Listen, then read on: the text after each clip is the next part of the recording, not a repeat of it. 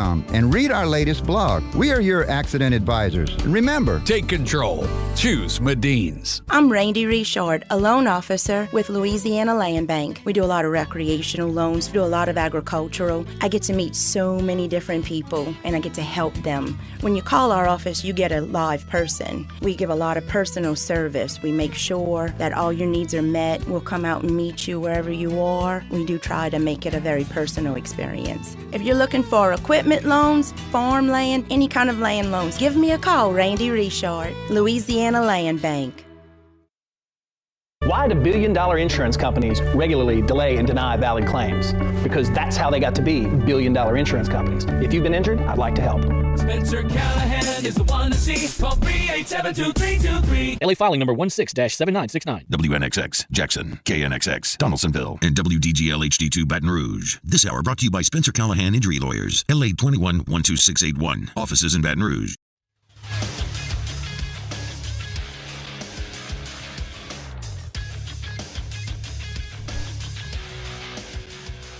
Good morning. It's 7 a.m. here on Wednesday, January 31st. Today in Baton Rouge, you can expect partly cloudy skies with a high of 69.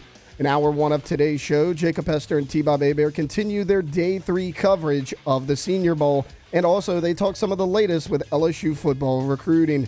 You can follow us on Twitter or Instagram at OTB_ESPN, or watch us on YouTube at the 1045 ESPN channel. Hour number one of Off the Bench, live from the Senior Bowl in Mobile, Alabama, starts now. Let we go!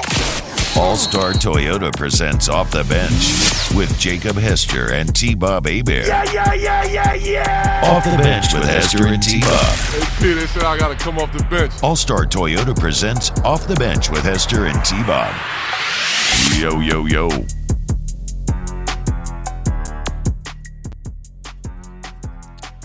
Yo, what's going on, y'all? Welcome in. OTB, day number 3, live here in Mobile, Alabama. We are at the Senior Bowl. We're at the Senior Bowl here in Mobile. T-Bob, Jake Rivers live on site. Practice day yesterday. It was great to break down. We were boots on the ground, quite literally. Got down there on the field. So we'll get to our practice observations. There's a lot of news, a lot of recruiting news out of LSU. Jeff Ireland met with the media yesterday, so some insight gained into the Saints and what they're thinking right now. It's going to be a great day here on OTB. YouTube.com/1045ESPN. Hit the like button, subscribe, all that good stuff. Share it with your friends, and let's have ourselves a morning. Jake, how we feeling, dude? Feeling good. Feeling good this morning. Practice was great. Enjoyed it. And I didn't do my afternoon show until after the second practice. Normally I'm doing it during the practice, and maybe I missed that second practice, so it was good to actually see both practices. I thought there was a couple of receivers, and I know we'll get into it, that had really big days yesterday. And, shocker, Latu from UCLA had a big day as well, like we kind of predicted. Yeah, I mean, it makes sense, right? One of the few guys that almost maybe doesn't have to be here already, kind of a consensus top 20 pick. But as long as you stay healthy, all you can do is help yourself if you go out and dominate on this stage against these players. Let's start there because I think this is my plan for the hour. I'm thinking start with some Senior Bowl wrap-up from yesterday, get into LSU recruiting class, get into what Jeff Ireland had to say yesterday, and then hour number 2, we're going to have Coach Mulkey in at 8:30 as we'll catch up with her. A bit eventually later in the show, I do want to get into Tennessee being investigated as well and what that potentially means. But, Jake, did anything stand out to you yesterday in terms of players or observations that you saw on the field? Ricky Pearsall was uncoverable. Really? Nobody could cover him. Receiver from Florida. He had a big day. It was 1-on-1s. It was 7-on. It was all of it, T-Bob. So he stood out to me. I think he was the first practice. And then in the second practice, Lab McConkey had a big day. Yeah, nobody could cover him. And I think we talked about this yesterday. Like, games like this are kind of made for them to be able to go out there and show everybody, like, wait a minute, like, there's a reason that I started at Arizona State and Florida, and then there's a reason I started at Georgia. And I thought they had some of the biggest days out there. So, like, if you're looking for a receiver, anywhere from, like, 2 to 4 as far as rounds, like, those feel like guys that can come in and immediately help you.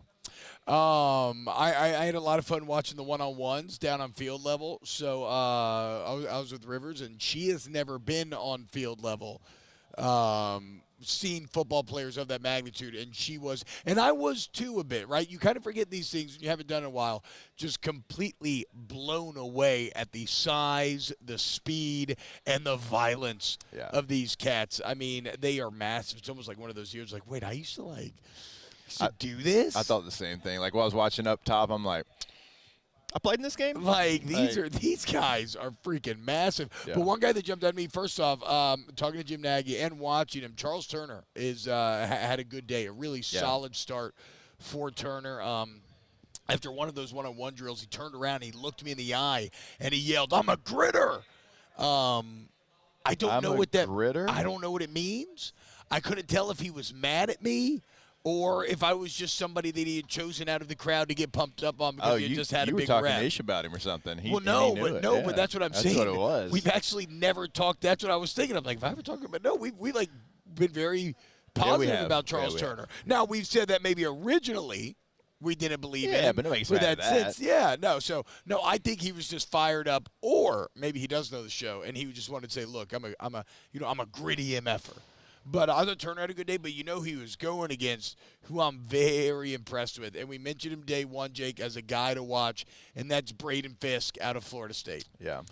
Anytime you have a guy that starts as a 2-star and then becomes an All-American and goes from a 2-star out of high school to a 5-star in the transfer portal, goes to Florida State, becomes an All-American, and now is at this game, like, that's a rise there. The trajectory there would speak to of somebody that you would like to invest in, and I thought that Fisk lived up to that. Also, T'Vondre Sweat, my God, that is and of course that's the Texas nose guard. That is a just mountain of a man. I mean, he is the word mass personified. I was actually standing next to him, and I threw an apple. And the apple just started orbiting him. It got caught up in his orbit and just started rotating around him in the air. I don't know.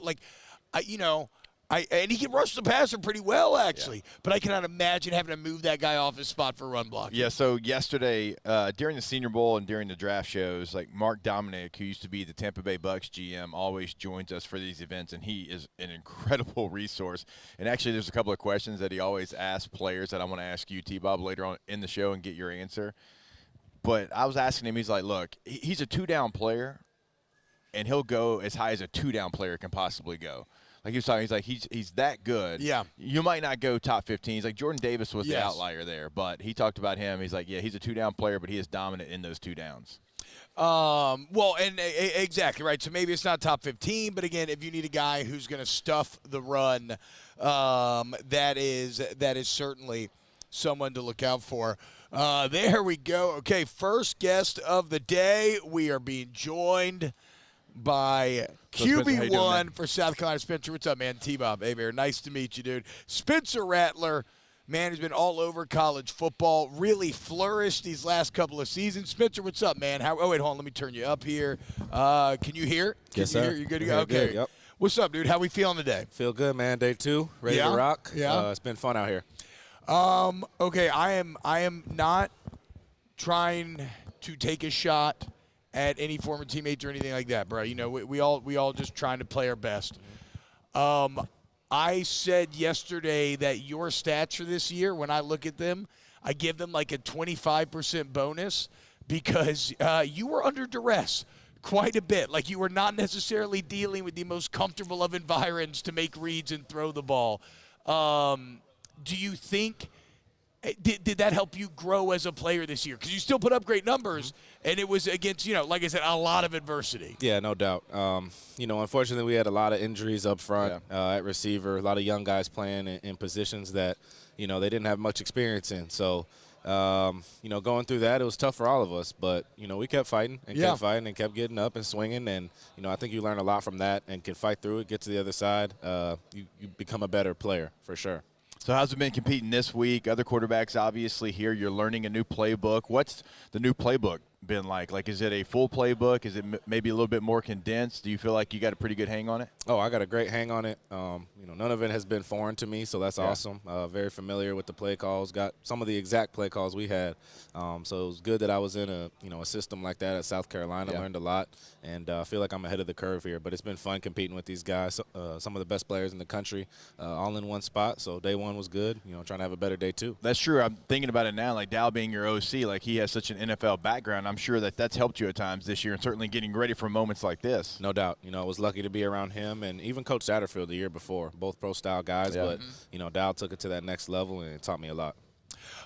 Spencer, it's interesting, man. In your time at South Carolina, it seemed like something really clicked in that Tennessee game, and then going forward, and everything was just different from then on. Is that a case of just more time on task? Was there something visceral? Like how did that kind of – because it was pretty wild. How did that just sudden growth happen like that? Yeah, I get that question a lot. Everybody's like, what happened? What happened? What'd you guys do? We didn't change much. We did some good things early on in the year, just not consistently at all. Once we hit that Tennessee week, we started to, call plays that were to our players' strength. I feel like we could have done that better earlier throughout the year because we had one of the best rosters in the country, I thought. And that Tennessee game, we pushed the ball down the field, got the ball in our, playmakers' hands, and they made plays. And then that next week at Clemson did the same thing. So, that week we clicked and just had fun and kept rolling. Had some very versatile pieces. I mean, you start to think about all the guys and all the different positions that they can play, and you're right, like finally putting it all together. But like going to this year, like Xavier Leggett, like what did he mean to y'all? Because I mean, Juice Wells goes down. He was preseason all SEC, but Xavier Leggett, and he looks the part at practice yesterday. Like how much did he mean to y'all this year? Fast. He meant a lot. If we didn't have him, it would have been a long season, I think. But much respect to him. He's a guy that hung around for 4 or 5 years and didn't do what he wanted to do. But this past year, he put in so much work, so much extra time, and we got on the same page. And from spring ball to summer ball to the season, I mean, he was the clear-cut wide receiver one, and had an amazing year for sure. And this situation, I've always heard. Now I didn't get to play in this game. Jake did, but like I've always heard that from a lot of players that this is some of the most pressure-packed football that they've been involved in because it feels like your future's on the line every single play, and you have limited reps. But you're someone who, I mean, bro, you've been in that spotlight. I mean, for years. I mean, you've been in that spotlight since high school. How are you handling everything that comes with this week from a kind of mental pressure standpoint? Yeah, I mean, that's a good point. Every rep matters here for sure. Yeah. A lot of eyes on you, but you can't, overthink it. You want to just play free, have fun. I think that's the biggest thing is having fun with these guys, creating relationships, and the good ball and good play will come after that. So if you overthink, stuff will go wrong. If you just play the play, you're good. What about getting on the same page as like new receivers? And I know you got Xavier's here, Jaheim's here, who you've played with as well. But like Lad McConkey's out there; he's on your team now. Like, how is that process? Like, what do you try to do to make sure that you're on the same page because you don't have much time to kind of create that rapport with each other? Yeah, I would say in one-on-ones yesterday we really started to get going. Yeah. Lad was connected with him a lot. Dude's a monster. He had a big day. So it's cool to throw to so many good receivers and great running backs as well. So and tight ends. So we'll get that down quick. What's Jaheim going to play, you think, at the next level? I think he'll be tight end. They'll move him around probably a little bit. Running back, tight end, even receiver. He could really do it all. Yeah, he's a thick boy. Yeah. I'm looking at him yesterday. Okay, so when you think about making the transition to Sunday, I've been asking everybody this kind of what do you feel, not necessarily like from a technique standpoint, what I need to do or grow, whatever, more of like a process standpoint. How do you approach trying to make that jump? Mm-hmm. I think just been around great people, great coaches, and they've helped me a lot. I think just continue to prepare at a high level, understand the game at a high level, take your film study to the next level, and then obviously work areas of the game that you want to improve on, and then keep building on your strengths. So I'm confident in my ability and what we're doing here, and just ready to show what I got. All right, kind of my question of the week. I always ask everybody, what's the one thing that when everybody leaves Mobile they know about Spencer Rattler? I just want people to know that, I'm an elite quarterback. I can do it all. I'm a guy that can communicate, get in and out the huddle, relate to his guys, build relationships, and just a solid dude, man. Yep. Did y'all mess with Beamer when he broke his foot? I mean, I know there was a lot of pain. There's a lot of pain there, but did y'all give Beamer a hard time? We gave him a little hard time kicking the Gatorade can. I do love when coaches are always like, you got to stay composed in the moment whenever. I'm going to crush Shane later today. I got him. I'm interviewing him later today. I'm going to crush him for that one because coaches always preach it, but they're just like us. They get frustrated. That's what I'm saying. How do you say poise when you're like, yeah. Hey, Spencer, we know you got to go. Thank you so much, man. Look, you have a kick-ass day of practice today, and, just keep kicking ass this week. Yes, sir. Appreciate Absolutely, you guys. man. Best Spencer luck. Rattler, QB1. Thank you, man. Thank you so much. All right, when we get back, we'll do some more OTB. We can dive into some of this LSU Cruton news. Keep it locked here on Off the Bench. Off the Bench with Hester and T-Bob. ESPN Baton Rouge, New Orleans, Alexandria, and 1130 The Tiger. Go to Gordon McKernan Injury Attorneys, 225-888-8888. Get Gordon, get it done. Okay, you need somebody who's going to fight for you if you get in an accident. You want Gordon McKernan. They've been doing it forever, right? Y'all, so they understand how to stand up to a big insurance company. They understand to get you what you deserve, and you can learn what the steps you need to take are by following them on social media at Get Gordon. While you're there, you also learn about you'll get to watch some great content with some of your favorite athletes. Gordon, a huge NIL supporter of your favorite Tigers. Call it the G Team. Remember last year, baseball, 8,888 reasons to rally. There you go. Okay? Baseball team got it done. You get it done with Gordon. Get Gordon, get it done today. Yeah, go to the website, have a communication right there on that website. You can have a chat pull up and ask any question that you might have, find cases they can handle for you, past client results, all that right there on the website, getgordon.com. Remember, your area code in Louisiana, followed by 888-8888. Our listeners fire off their opinions on the jimsfirearms.net hotline at 499-1045. Keep listening for your next chance to shoot us your thoughts with the jimsfirearms.net hotline on 1045 ESPN Baton Rouge.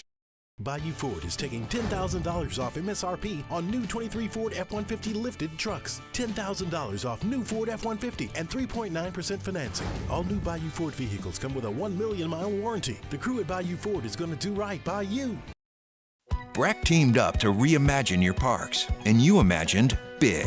With your help, we went to work, creating 12 beautiful community parks across the parish. A family-sized water park, miles and miles of trails, and parks just for your dogs. There are more places to splash, to explore, to run wild, and even soar. You imagined, we delivered. Gold. BRAC, your #1 park system in the nation.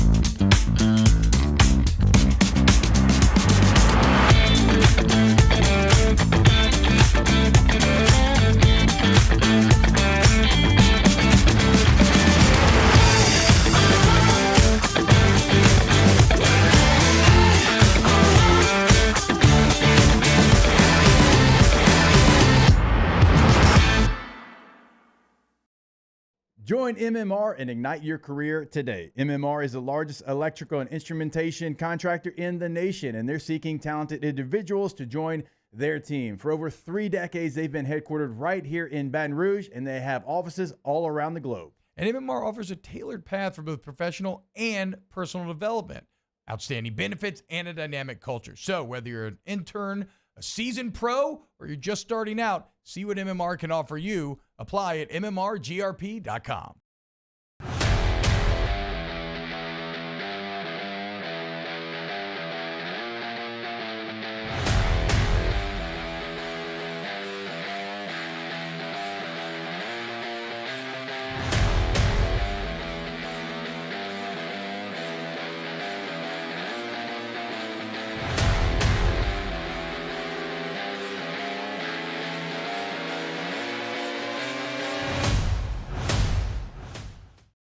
Dylan Cruz here to tell you about Six Rings Baseball and Softball Camp. If you live on the North Shore and play ball, go to Six Rings Camps with former LSU assistant coach Dan Canaveri. His knowledge is second to none, and your child will improve and have fun doing it. Camps were held at Coquille Park and Six Rings Academy in Covington with 4 sessions over the summer. Full day and morning only sessions are available from ages 7 to 13. Go to sixringsbaseball.com or call 985-206-9096. Learn the game to love the game.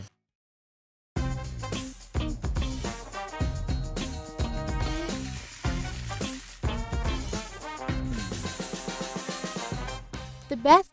Join me for a Wednesday edition of the Hunt Palmer Show. It's going to be a What If Wednesday, and we'll have Sharif Ishak from the Senior Bowl. Hunt Palmer Show, 1 to 3 weekdays, 104.5 ESPN, Baton Rouge.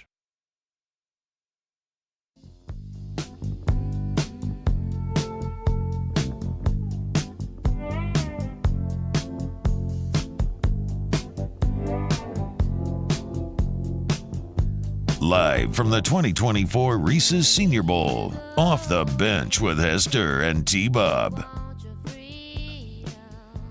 Well, can you hear the rejoining? Welcome back in to OTB, live here at the Senior Bowl in Mobile, Alabama. Sorry, T-Bob. Hey, we're going to team this thing together. I ain't worried about it. It's all good. Yeah, We're having a little bit of technical difficulty. Be straight, though. Yeah, I forgot about this story. We got to get into this as well. We'll save it for a bit later in the show because I think it's a bit dry for this whole idea that LSU's like $4 million under budget or whatever, despite having 2 national championship teams. I think it ignores some of the basic business realities of how people do this accounting and what your kind of end goal is. Is it to be for profit? So whatever. We'll get into all that a bit later. Some LSU recruiting news, which, by the way, real quick, very impressive Spencer Rattler. The continued renaissance and maturation of a man who I feel very badly for because he was thrust into the spotlight in high school. Yeah. And he maybe had some moments where, look, I say this all the time. I think high school kids are the scum of the earth. You think you're awesome. You just think you're untouchable. You're so cool. You act like a D-bag a lot of times. Like, many of us would not have wanted some of our high school interactions caught on tape. What I'm referencing here, there's a couple of clips where he's kind of, maybe being a little bit. I mean, they're bad clips. Let's call it like it is. But he's high school. He's just kind of being a jerk to like a teammate and stuff, right? But it's high school, right? You got to allow room for guys to grow and mature. And I mean, obviously, Rattler looked like he'd done that on the field. You'd heard that he did that, but in talking to him just now, yeah, man, I came away very impressed. No, I was as well. And he's kind of had to redeem himself a little bit at South Carolina. Yeah. Think about Oklahoma. He's a huge, huge recruit. He's a 5-star guy, and he's behind Jalen Hurts. He actually played in the 2019 semifinal game. I mean, LSU was beating Oklahoma pretty badly, but he got in that game, and it was going to be his team. And then he takes over, and he's playing pretty well, and he gets Wally pipped. Yeah. He got Wally pipped by, Caleb Williams, who's going to be the number 1 overall pick in all likelihood coming up in the next NFL draft. And he was somebody. Spencer Rattler was somebody that, like, we thought he would be gone 2 years ago in the NFL.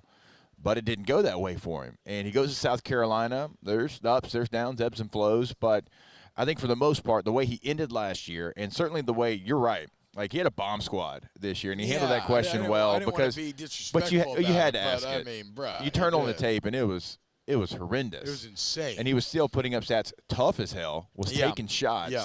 And so teams will turn on that tape. He'll be depending on what your quarterback needs, he'll go between rounds 2 and 4, which is solid backup territory with the chance maybe one day to get in, play, and be a starter.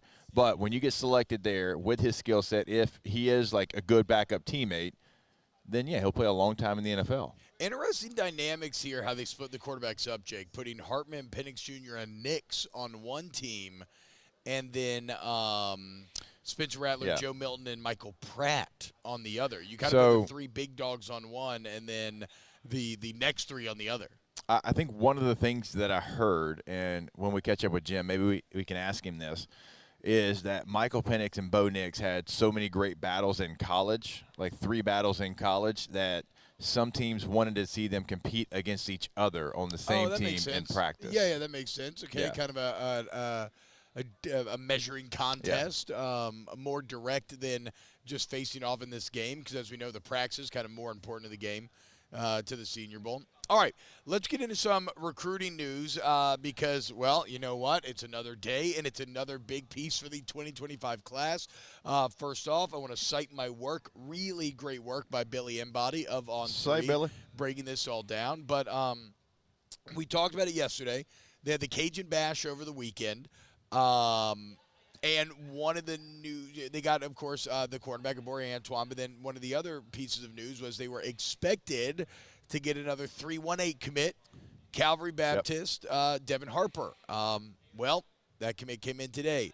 Of course, Devin Harper, this is according to the On3 composite, right? So this they call it the On3 industry ranking. This takes all the recruiting services, weights them together, and this is what you get. Devin Harper is the number 156 prospect overall, so top 200 guy. 7th interior offensive lineman, and the number 3 prospect in the state of Louisiana. So the O-line pipeline all of a sudden that is LSU continues to flourish and continues to pay dividends. Yeah, so a couple things here. I was on the field yesterday, and I was talking to different college staffs, and one of the major staffs, Texas, was there as well. And they know I'm from Shreveport, and they know my brother coaches at Calvary Baptist where he went to school, and they're like, hey, like, tell us about it. Like, we really, really want to get him to Austin or something. Oh, is it about Leary? Yeah. Was that Brandon Harris trying to bark up that No, tree? it actually wasn't Brandon. I saw Brandon Harris, but it was actually like somebody else in their department.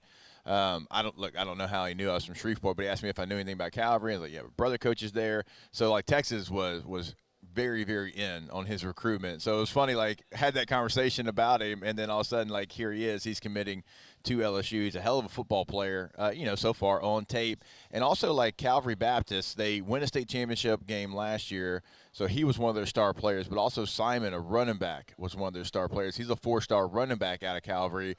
Everybody in the country's offered him as well. So this points to – maybe a good sign for LSU that they could get him as well. I did want to shout out Brandon Harris real quick because he is someone who, unfortunately, around LSU parts, his name has become kind of synonymous with, the worst days of the Les Miles quarterbacking era. It's the old Anthony Jennings, Brandon Harris thing, right? Yeah, it's like, you had Jefferson and Lee, and then it was Harris and Jennings. Yeah. And it ignores the fact that I have said for a long time now that, I don't think any of those guys were positioned to succeed.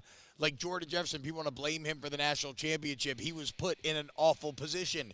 You think you could run the option against Nick Saban when it's all Nick Saban's been preparing for an entire month? Like, what are we talking about? But whatever. The point is, it was not a quarterback-friendly environment for these cats. But Brandon Harris is one of the fastest risers in all of college football. He is now the GM of Texas. Yep. That's right. This Texas team that has finally actually brought Texas back, that won the Big 12, that made the playoff, Brandon Harris is the GM and architect. He is the Austin Thomas of Texas, and I find that to be very impressive.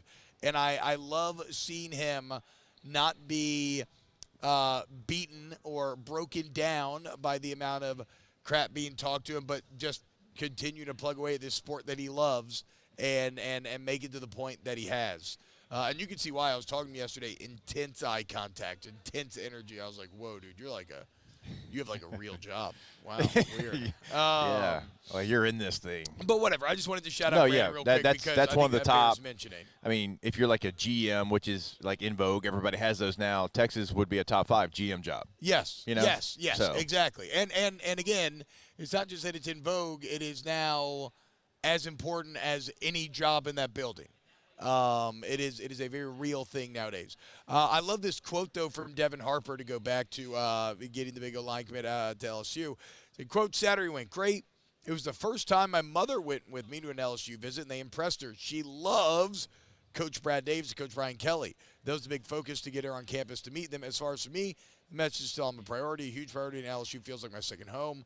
When I go there, I'm very comfortable, and I feel like I'm around family with the whole staff. But I wanted to highlight the Brad Davis portion of this because I hope that Brad Davis becomes a national champion at some point because I want him to get the credit that he should for elevating this offensive line room in the way that he has. Now, I know that they won the Joe Moore, and I know that that 2019 line was very good. A lot of NFL players. Yeah. So I'm not saying that you haven't had great lines in the past, because you absolutely have.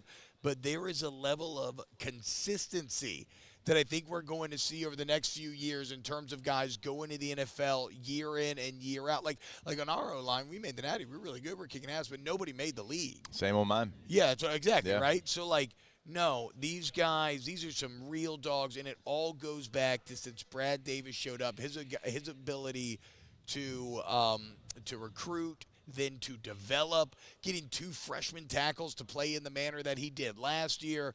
Brad Davis has been a godsend for this LSU staff. Yeah. And again, I just hope he gets a championship so that he can kind of get that recognition that he deserves, because the O-line now is in as healthy and sustainable of a spot as I have ever seen it since I've covered LSU. Yeah, and you lose a Zelanter to Tennessee, right? A 5-star guy, but you have another 5-star coming in this class. Yeah. Like, not oftentimes, I can't remember any times that, like, LSU could lose a 5-star guy, but replace him with a 5-star guy and have other 5-stars kind of waiting in the wings as well, like, committed to you. Like, it's a hell of a run that they're going on right now. And you're right. Like, they have 2 bookend tackles. Like, Lance Hurd, as good as we think he's going to be, well, he couldn't get on the field because you had 2 guys that had already supplanted themselves as bookend tackles. Getting in the chat here, John Harrington, T-Bob admitted less was the reason LSU lost in 2011. I mean, guys, it's with the benefit of hindsight, it was Les Miles versus Nick Saban. I mean, in a national championship game, like what are we talking about? Or Nick Saban, and that's not even. It's not a shot at Coach Miles, but it's more of you were going against the GOAT in this situation in which he is the best, right? It's one of the reasons why Michigan winning this year was so impressive, because when you have time to prepare, nobody beats Nick Saban. He'd only lost, once before then to Clemson? Yes, I believe that is the case. Gray Bear, T-Bob, pull your thigh out and brighten up the place. I know I have pants on. I'm an idiot. Also, though, boys, if you could see my face, I am incredibly tan right now. I was out in the sun all day yesterday. You don't think I look tan right now? Look at this. Look at the color in these cheeks. Yeah, red. Red for me is tan. Tan is red. Tan is color. I'm not going to be olive. I don't have any of that Native American blood like you do up there from Washita, wherever it is you're from. Washita. Caddo Parish. Thank you very much. Okay, exactly. Chief Caddo. Yeah, I know. There we go. Okay. I had one more comment that I maybe wanted to get to here. T-Bob, you aren't really that tall, huh, for an NFL O-lineman? It's not, I mean, like, 6'4" is that's a great center. Yeah, no, centers are generally going to be the shortest, anywhere in that 6'3" range, and I'm about 6'3.5", but you forget the thickness, dude. I mean, guys are tall, don't get me wrong, right? Yeah. Like, you have 6'3", 6'4" cats, and they're in cleats and everything, but it's the thickness, bro. These guys are just jacked and massive At all right positions. Now. Yes, like, at all positions. I saw Jaheim Bell walk by and Xavier Leggett, who we just asked Spencer Rattler about, and I was like, we play the same sport? We did the same thing? Yeah, I know. Like, just looks different because you forget. Like, you just forget, like, what everybody looks like down there once you get on field level. You and Schrader have such a similar body type. It's hilarious. Are you saying there's only one way? He's just got that fat ass and fat thighs, dude. Same way you used to. Still do. Still do. I mean, Just look, not to that extent anymore. the truck is still there.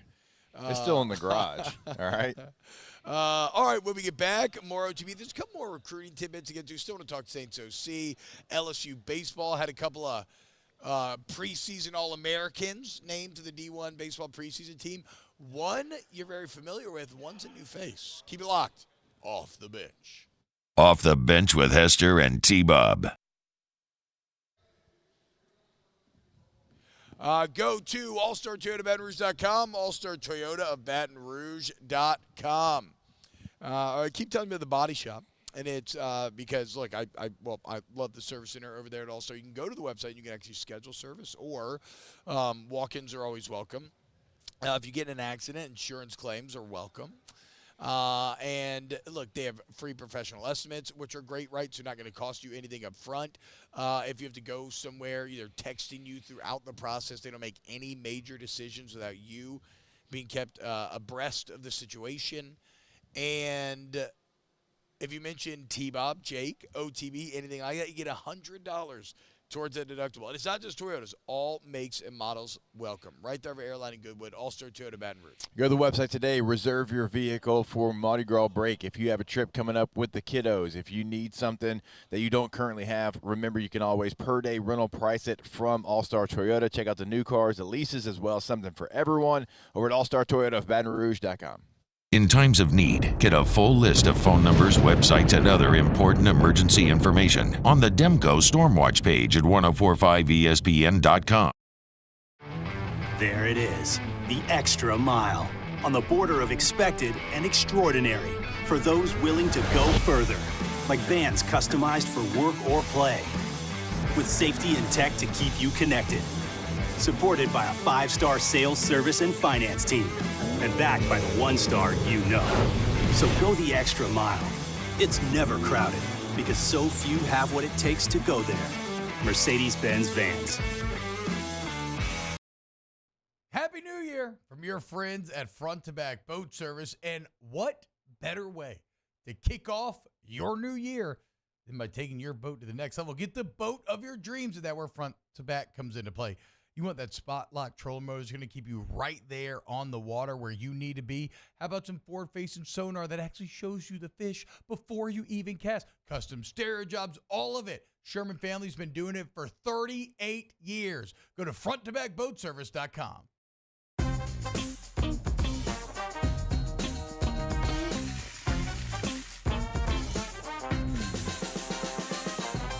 The best kept secret in town is out. Discover Tallulah at the Renaissance Hotel on Bluebonnet.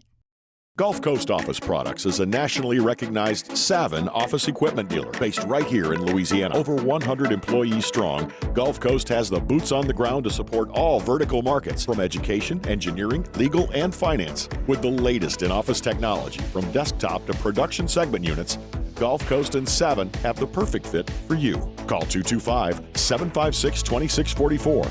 That's 756-2644 for Gulf Coast Office Products.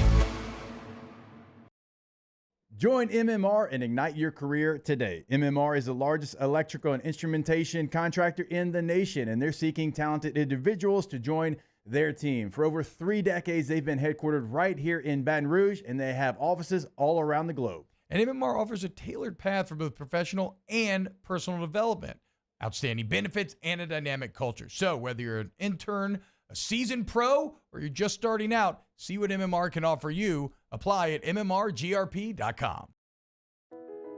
I've been doing business with Luba for 25 years. They're dependable, trustworthy. It's just the attention to detail with our clients. Our folks have years and years of experience. They're highly trained professionals, but many companies have that asset.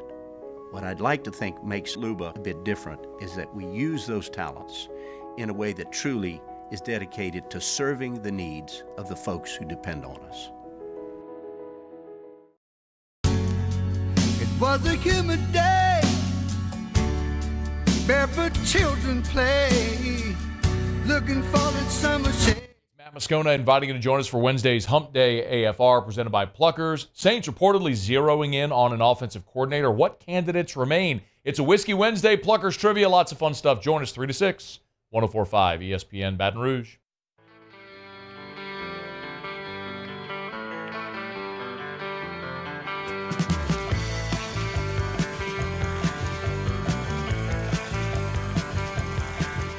Live from the 2024 Reese's Senior Bowl, Off the Bench with Hester and T-Bob.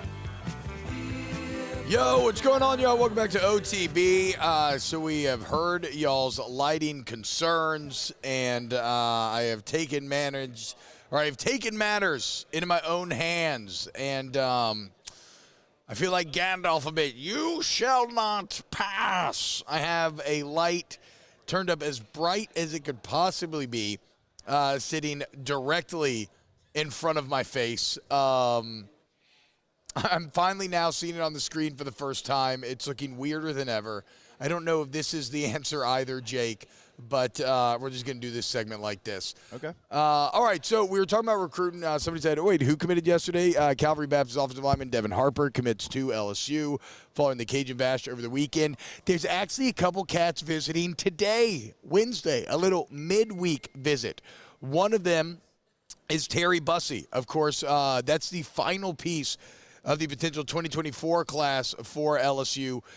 Bussey is he's a 5-star, #1 athlete in the country in the 24 class. He's been committed to A&M since September. Texas A&M feels very good about signing him, Jake. But, look, this new defensive staff, they getting after it. And to be clear, they're recruiting Bussey as a DB. They are doing everything they can. And I do think it's a bit interesting that you got him to agree to a midweek visit with signing day next week. I didn't even realize that there was still players that didn't sign. He's kind of the big one. There's everyone signs, and so that to have the ability, I guess, that's why coaches they love and hate that early signing period. They hate it because of when it actually happens and all the things that are going on at that time of year. But, man, trying to get to the finish line in today's college football all the way to February, sounds impossible. Yeah, it's brutal. So watch out for Bussey. Also on campus today, the #1 safety in the country. Now that's for 2025, though.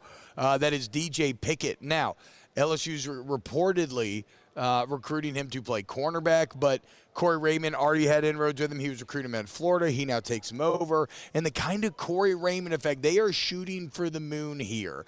Other names Raymond's trying to move him on. Naeem Alford, a 5-star #1 corner in the 2025 class. He's from Birmingham. Alabama and Auburn are the leaders, but Raymond's going after him.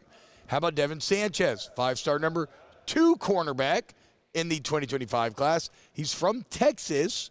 He's the #2 prospect in Texas. He committed to Ohio State earlier this month, but that was pre-Corey Raymond at LSU. So now, of course, Corey's going to try to go after him. And remember, this 25 class right now was unreal. #1 running back, #1 wide receiver, #1 player, and quarterback in Bryce Underwood. And that's not even getting it. I think it's 8 of the 9 guys are top 100 or something. But what's crazy, Jake, Devin Sanchez is the #2 prospect behind Corey and Moore, who's already committed in the state of Texas. Yeah. If you could somehow, and this is a long way off, so we're not going to stay here long, but if you could somehow go into Texas and take the #1 and #2 player in the state at a time when Texas is back, I mean, he's from Houston, that would be a shot across the bow. That would be a statement. Yeah, and I think that's when LSU's always been at its best, is when it's been able to go in and get guys from Houston, Dallas area, wherever it might be. And so, yeah, you've already got the top offensive player. If you could get the top defensive player and then the top 2 players just overall, regardless of position, yeah, absolutely. I mean, we know how massive Texas is to Louisiana State University in the recruiting, and we know how big Houston is just to the university in general, not just the athletic department, right? And so, if you could start to create those ties once again, this massive class of 2025, though, I wouldn't put limits on it. It sounds crazy right now, you're talking about T-Bob, but you're talking about them because you're in the same belief. After what you've already gotten, nothing feels like it's off the table. Yeah, and we do want to remind you that, look, here, our coverage in Mobile is sponsored by the fine people at the MMR Group, MMRGRP.com. Of course, MMR is the largest industrial contractor in the entire nation, y'all, and they've decided to partner with us, which is crazy, right? I mean, this is easily the biggest company we've ever done commercials for, because they want us to talk to you, right? The people.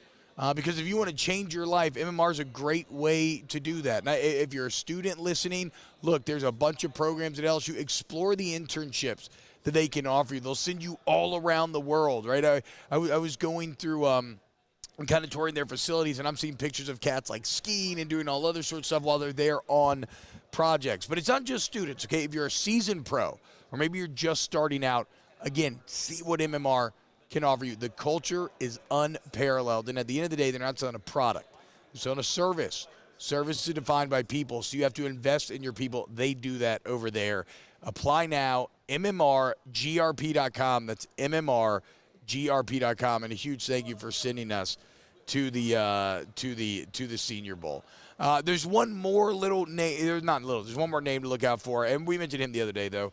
That's Dorian Brew. He's the number 3 corner in the 25 class, and of course, his dad was an Olympian and All-American track star at LSU. However, his mom was a All-American track star at Ohio State, and so that you're going to be battling with. But the point is, Corey Raymond already hitting the ground running, immediately going after the biggest targets and selling them of, I'm back, DBU's back, come be a part of it.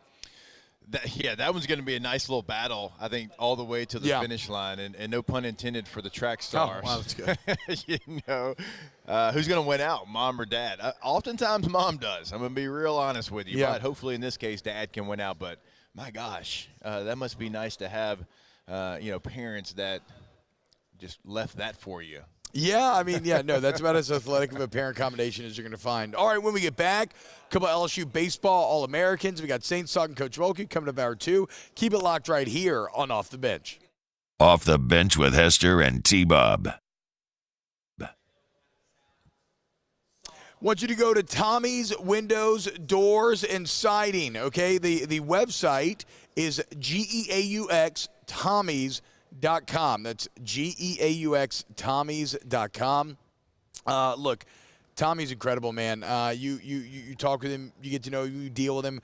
You're going to immediately be kind of infected by his charisma, right? And you're going to understand why they have such massively good reviews. And it starts with the customer service. That doesn't even get into the very strong price point, but ultimately it is about that experience, that customer service that they bring you getting your project done. And we're so confident that, like I tell you every day, okay, make Tommy's one of your 3 bids.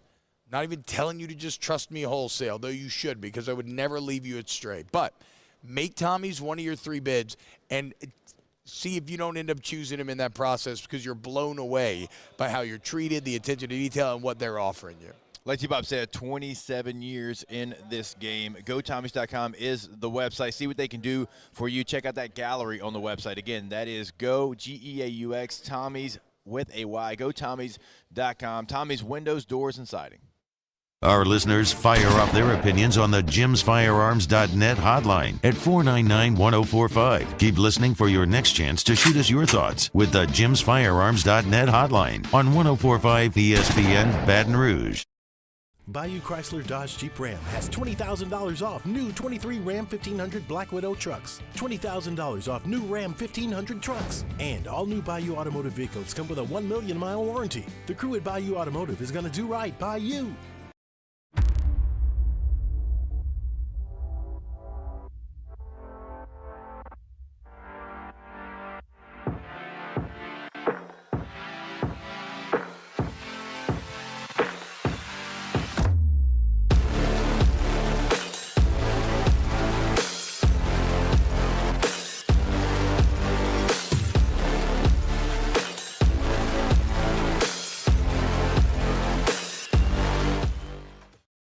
Electricity is all around us, and our families depend on it.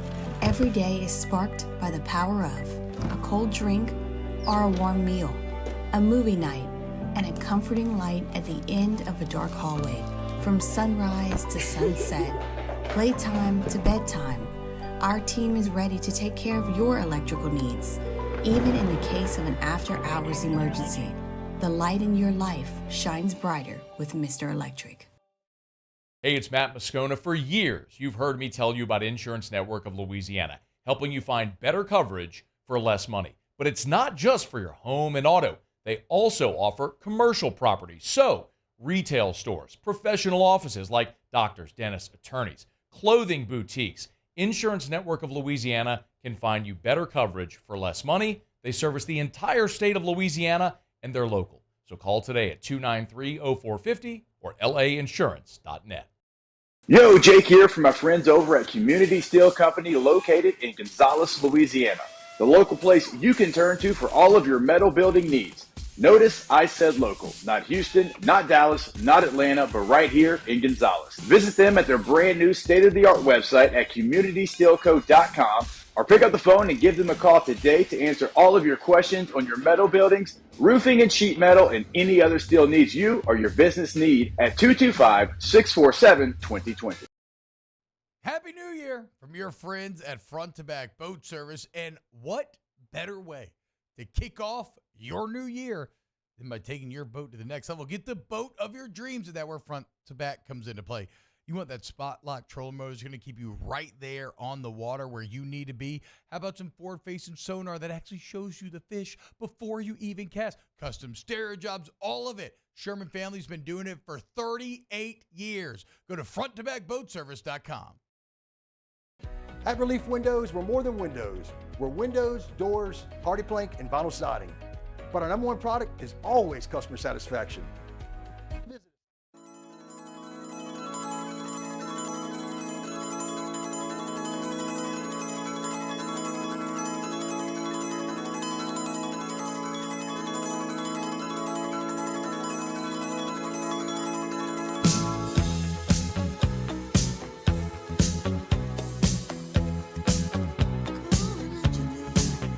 Live from the 2024 Reese's Senior Bowl, Off the Bench with Hester and T-Bob.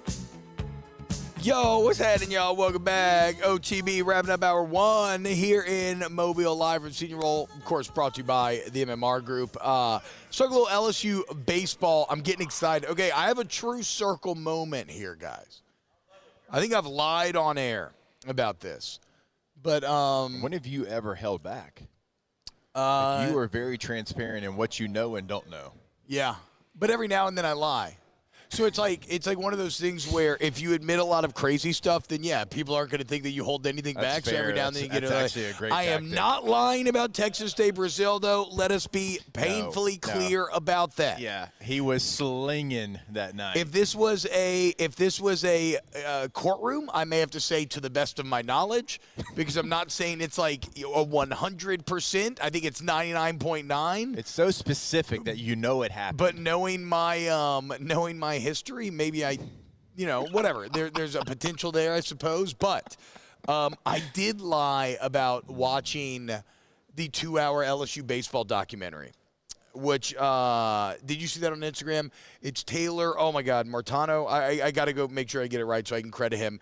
It's supposed to be incredible. The clips I've seen are amazing. I know they used a lot of great bits from the show, but the only reason I say this is because I've been holding off, and I'm going to use it to hype me up again for opening day. Okay. So I've been waiting until this week or next week, or is it 3 weeks now, I think? So full disclosure, I have not watched it either. That's what I'm saying. So we should make a bit of it. Yeah, we should both watch it the week of the first game. Someone did tell me, though, like they did pull a lot of great clips from OTB because they said, like, we were the positive ones. Like, so I guess there was other shows maybe that didn't believe us as much as we believed. And I have the belief that comes with, like, I don't fancy myself a baseball expert, so I can just be more like, hey, boys, nut up and let's do this. Yeah, right? Also, like the Florida speech made it in there and stuff. Yeah, but I also know that Jay Johnson is basically Nick Saban on a baseball. Yeah, I mean, I also agree with that, right? I get that there's a lot of baseball guys, and like Matt knows a ton, and Hanny and all these guys know a ton. So maybe for them, it's like harder to do this. For me, it's not hard for me to be like, I see criticism of this decision, but it's Jay Johnson making it, and like he will forget 3x more baseball than I will ever know. And so it's not a bad place to be. But whatever. The point is, keep it simple, stupid method. Yes, exactly, right? So I'm going to watch that. I'm very excited. One thing that got me excited yesterday, 2 LSU baseball players named to the 2024 D1 baseball preseason All-American team. Of course, one of them, Tommy White. I mean, right? Why not? Last year, I can't wait to watch him this year. Let's get him some protection. If we find the protection, which there's some there's candidates. Let's find him protection fully healthy. Fully healthy for sure. But I mean, so was Beast last year.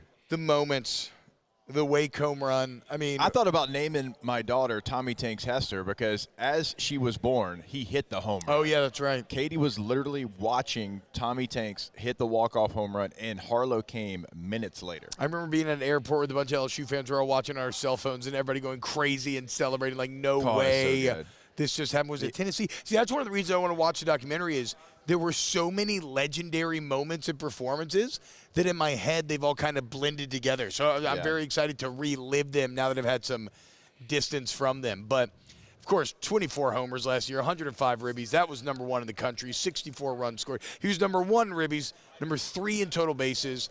Of course, he's an All-American. And had a shoulder that popped out 30 times. Yeah, tough. Tough son of gun. Oh, yeah. He's got some grit to him. Ooh, I can't wait to watch that, like, kind of wide stance that he hits. Like I said, kind of Bagwell-esque. No wasted motion. Everything's so quick and compact. I found out Jeff Bagwell from Connecticut. Didn't know that. Ooh. Dennis, my producer on Sirius XM's from Connecticut. I said, who's from Connecticut? He said, Jeff Bagwell. I said, well done, sir. He just feels so Southern. Connecticut. From the goatee to playing for Houston. I know. Just the entire deal. Yeah, okay, shout out. Yeah. Started out with the Red Sox, but still.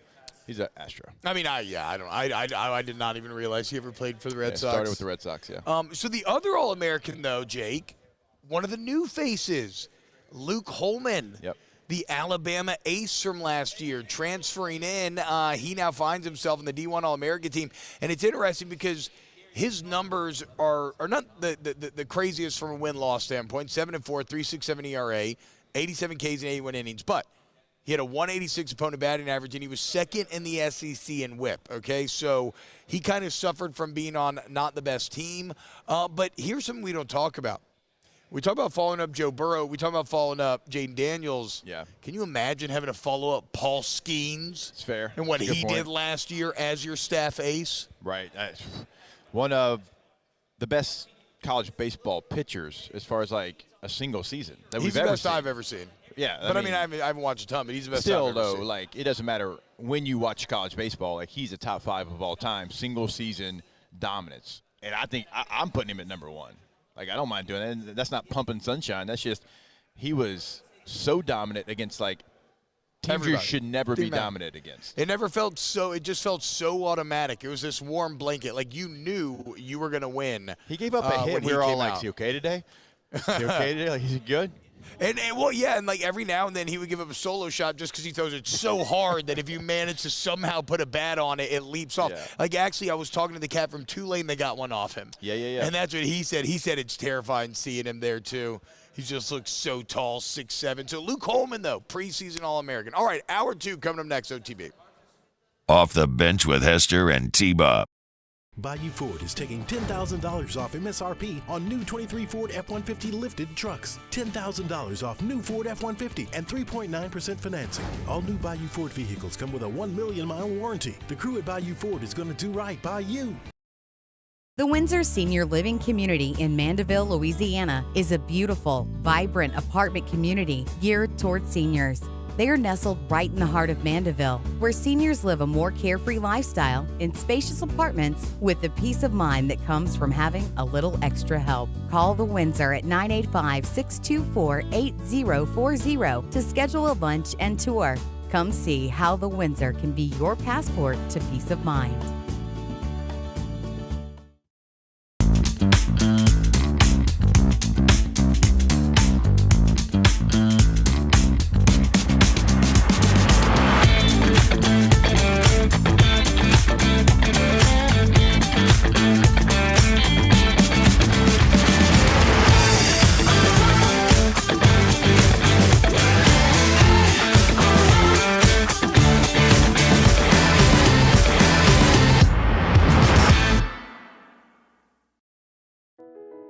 I've been doing business with Luba for 25 years. They're dependable, trustworthy. It's just the attention to detail with our clients. Our folks have years and years of experience. They're highly trained professionals, but many companies have that asset. What I'd like to think makes Luba a bit different is that we use those talents in a way that truly is dedicated to serving the needs of the folks who depend on us. Dylan Cruz here to tell you about Six Rings Baseball and Softball Camp. If you live on the North Shore and play ball, go to Six Rings Camps with former LSU assistant coach Dan Canaveri. His knowledge is second to none, and your child will improve and have fun doing it. Camps were held at Coquille Park and Six Rings Academy in Covington with 4 sessions over the summer. Full day and morning only sessions are available from ages 7 to 13. Go to sixringsbaseball.com or call 985-206-9096. Learn the game to love the game. Breck teamed up to reimagine your parks, and you imagined big. With your help, we went to work, creating 12 beautiful community parks across the parish. A family-sized water park, miles and miles of trails, and parks just for your dogs. There are more places to splash, to explore, to run wild, and even soar. You imagined, we delivered. Gold. Breck, your #1 park system in the nation. At Relief Windows, we're more than windows. We're windows, doors, party plank, and vinyl siding. But our #1 product is always customer satisfaction. Visit us online at reliefwindows.com. Oh, by the way, we do shutters too.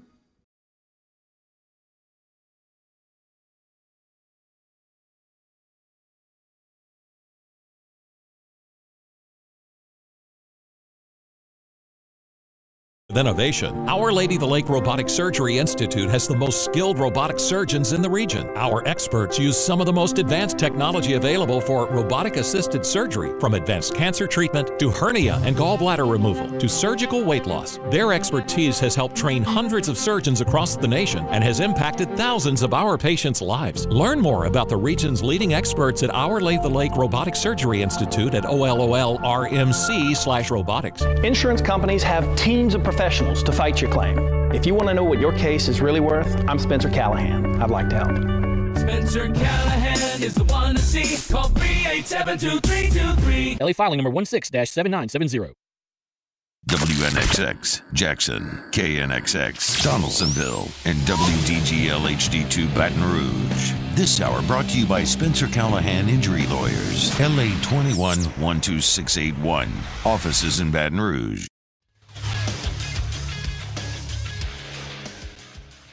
Good morning. It's 8 a.m. here on Wednesday, January 31st. Today in Baton Rouge, you can expect partly cloudy skies with a high of 69. In hour 2 of today's show, we'll be joined by LSU head women's basketball coach Kim Mulkey at 8:30. You can follow us on Twitter or Instagram at OTB_ESPN or watch us on YouTube at the 1045 ESPN channel. Hour number 2 of Off the Bench, live from the Senior Bowl in Mobile, Alabama, starts now. Let we go! All-Star Toyota presents Off the Bench with Jacob Hester and T-Bob Hebert. Yeah! Off the Bench with Hester and T-Bob. Hey, they said I got to come off the bench. All-Star Toyota presents Off the Bench with Hester and T-Bob. Yo, yo, yo. Yo, what's happening, y'all? Welcome in. Macho Man. Oh, yeah. The cream rises to the top, brother. Listen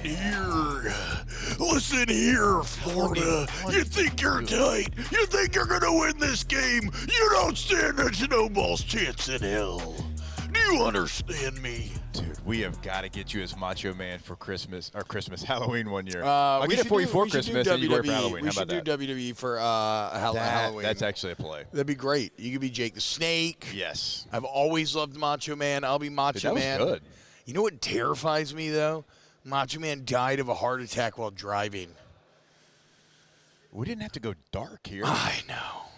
Look, Macho Man. But I mean, it scares look, me. his Every time I'm physique- driving and I get like a heart palpitation, I'm like, oh my God, Macho Man. I'm just gonna hit a tree. Yeah. Hit a tree. True. Wait, hold on. Where's your light? Okay, there it is. Okay. I see now. You're alive. We're trying to light ourselves better, so we've decided to take our. I don't think our mine's turned up stabs as high as yours. Yeah, though. I adjusted my settings to where I think I'm getting retinal damage if I stare straight at it for too long. Oh, there we go.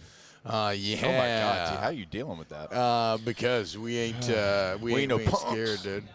By the way, your baseball knowledge is not as bad as you say it is. I actually like your baseball takes just because you're like, hey, thank you. never bunt, or just because like you're you don't like the uniforms because they don't have piping, doesn't mean you don't have great baseball takes, Hunt, T-Bob. Matt, suck it, nerds. Guys, I was trying to think of what Haney's thing he hammers home, and I couldn't think of it. I'm sure he has one. Haney definitely has Haney one. hammers home the SEC offices being in Birmingham. That's true. And they cheat for Alabama. Yeah. Alondra beating Sasha Banks. I don't know who Alondra's favorite. Alondra, well, I know when. Okay, so full disclosure, we're having a little bit of technical difficulties with one of the headsets hearing back home. So, oh wait, no, you can hear now too, can't you? Yeah. Okay, Rivers okay. So headset. Alondra, we we'll gave bring Rivers you in on the here. one that doesn't matter. Alondra and Taylor, if we do WWE, NXT, WCW, whatever, we do wrestling for Halloween one year. Taylor says Stone Cold. I'll be Stone Macho Cold. Man. You'll be Jake Snake.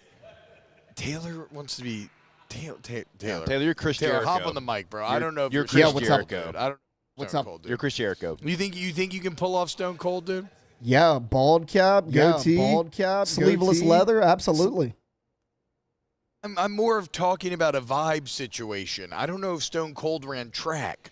You're a speedster. I think he looks like Chris Jericho kind of now. You know, T-Bob, truly great actors can pull off any role. That's fair. That's fair, but that's a bit like, I mean, isn't it a bit presumptuous? It's a bit that's like being like, oh, I want to be Michael Jordan, right? I mean, you're going to have to prove it. Now, you do have good mic skills. I will give you that. But it's a little too intelligent. I need a little more gravel. I'm going to need a little more. If you want to be Stone Cold, you're going to have to earn it through a promo. You're going to have to cut a promo and convince us that you should be Stone Cold. Yeah, look, you tell me what you want, I'll make it happen. Alondra, you strike me as someone who, I mean, you have a wealth of sports knowledge. I mean, just now you texted the group. She says everybody wanted that Bagwell batting stance growing up. You played softball growing up. I feel like you might have some wrestling knowledge in your past. Is this true or false? So, yeah, when I was growing up, my brother and I were obsessed with the WWE. Yep, there you go. Okay, I figured. So who do you want to be? Male, female, doesn't matter. Well, first off, who's your favorite wrestler growing up? John Cena, because I was who was cool at the time. Yeah, but if you were John Cena, we couldn't see you in studio. Well, we can't see her right now. She's John Cena. Yeah, that is, and what a career John Cena's gone on to have. No kidding. Actually, an incredible actor. Peacemaker. Bro, Peacemaker is one of the most underrated television shows out there. It is legitimately hilarious. That second Suicide Squad movie's great. He's in that new, I don't know if it's good or not. Seen a lot of previews for it. Argyle. Oh, it's like a kind of great. secret agent. It looks like kind of in the vein of Kingsman. It's got Henry Cavill looking just like Henry Cavill and Sam Hartman. God, those are just two beautiful men. Only Cavill's cooler than Hartman because Cavill likes Warhammer. He likes painting miniatures. He likes gaming PCs. I love Henry Cavill. Okay, so who would you want to dress up as for Halloween, Alondra? I have no idea. Okay, well, just think about it. Yeah, think about it. Stone Cold Steve Austin. Yeah, that's wow, a good call. that's an original one. I think you give major Stone Cold vibes. I would definitely give that to you for sure. And that's the bottom line. Who would you be, Jake? What? I mean, I think like Jake the Snake just feels like because like that was the nickname of mine growing up, and I loved his little bringing Damien and Lucifer the Snakes to the ring. I thought that was actually, always... I say I don't know much Jake the Snake. It's before my time. Like my favorite though, Jake Snake's up there. Ultimate Warrior. I mean, he. So that was one of my favorite parts about Chris Long when I was trying to make the Rams. He was obsessed with Ultimate Warrior, and we would watch Ultimate Warrior promo vids to get hyped before practice. Dude, I love Chris. He is as genuine of a person as you'll find. Did Macho Man and Ultimate Warrior ever tag team? They're so similar. They did. Okay, I was going to say. I think so. They're just so similar in look and energy and even like voice to a certain extent. R.I.P. to the Ultimate Warrior. I was very happy to see that he got in the Wrestling Hall of Fame right before he passed. Yep. And look, some of y'all may be saying, Ultimate Warrior is problematic. I think all of wrestling is problematic top to bottom. So it doesn't matter. That's what I'm saying. Don't even engage because it just is what it is. It doesn't like I don't know. Let's don't do that because I don't know anything. One day I'm gonna watch that Dark Side of the Ring documentary that they have on wrestling. It's supposed to be really fantastic. Ava Marjwani says Ultimate Warrior died the day after Raw in New Orleans. Yeah, and I believe he was like featured on that Raw. I think, yeah. I heard that story the other day. All right, so I got an exercise that I want to do. Yes. All right, so I told y'all, like, I get a chance to sit down every year, 2 times a year, draft Senior Bowl with Mark Dominic. Great human being, was a GM for the Tampa Bay Bucks, was, like, in their personnel department from 97 until, like, 2013 or 14. I mean, he spent a long time with the Bucks, and now he, gets guys ready for events like this. But he said there was always 2 questions that, like, were the top 2 questions. And there's a list of questions, and he tells stories about the way that GMs try to really test guys, and we can get into some of that later. We have before years past, but it's always fun to revisit. But one of the questions that he always started with, what's the worst part about football? The hard work. I don't like it. I wish it was easier. That's your answer? Hell no. No, I was trying to choose the worst possible answer that you could give. So he asked Doring and I this. Okay, let's play this for real.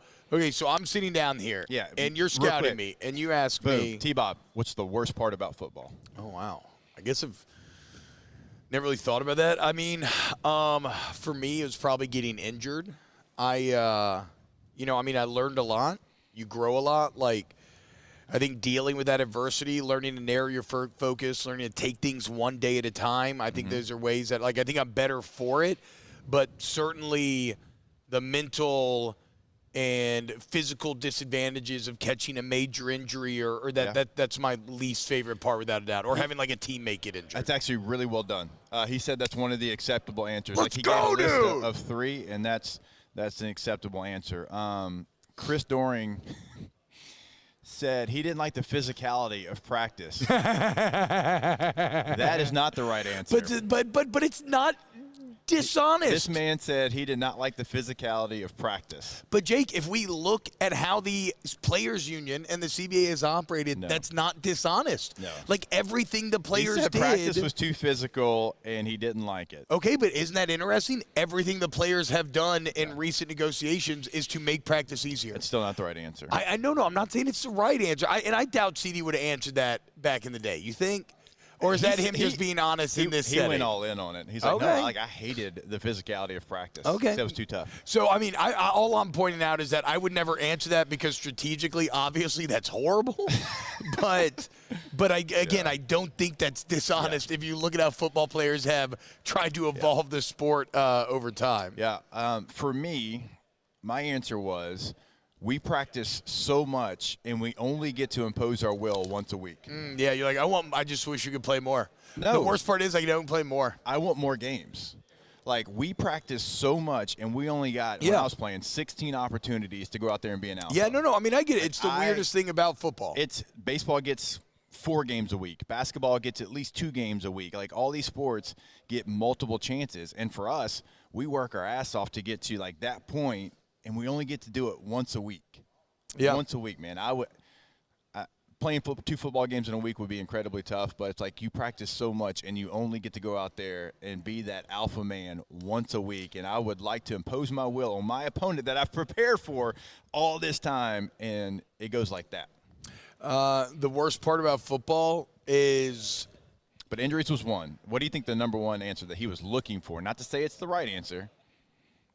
There are no bad parts about football. Nope, he said he doesn't like that one. That's a lie. He said because that's a lie. He said nobody loves everything about anything they're doing. The worst part about football is that that eventually it comes to an end, And I just want to play this game for my whole life, man. I'm obsessed with it. I love it. The memories I've made, the teammates I've gained, the life lessons I've learned. You want to know the answer? The worst part about football is Roger Goodell. No, that wouldn't be a good answer. The worst part about football is Jeremy in the chat just got it right. What? Losing. Oh, crap! It's right there in front of you. See, but I would counter with I'm not results oriented. I'm process oriented. He wouldn't like that either. And so I know that if I take care of my business and I do my process and I I stick to that process and I focus in one play at a time, that ultimately the results will take place. Damn it, that's a good answer, losing. Good job, Jeremy Fryer. You passed the test. You just got drafted by the Tampa Bay Buccaneers. T-Bob, do you love winning or do you hate losing?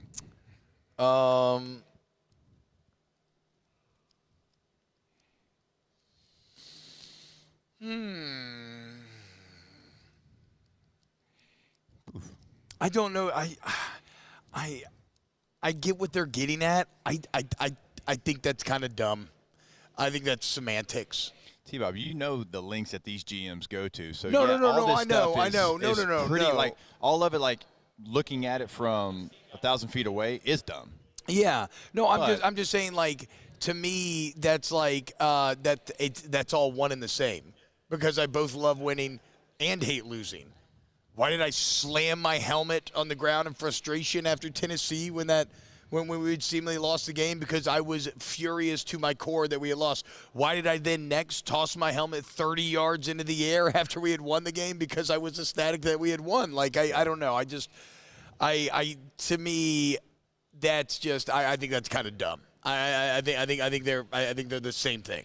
If you love winning, you only want to live in the glory, right? And it becomes more of an individual thing if you love winning.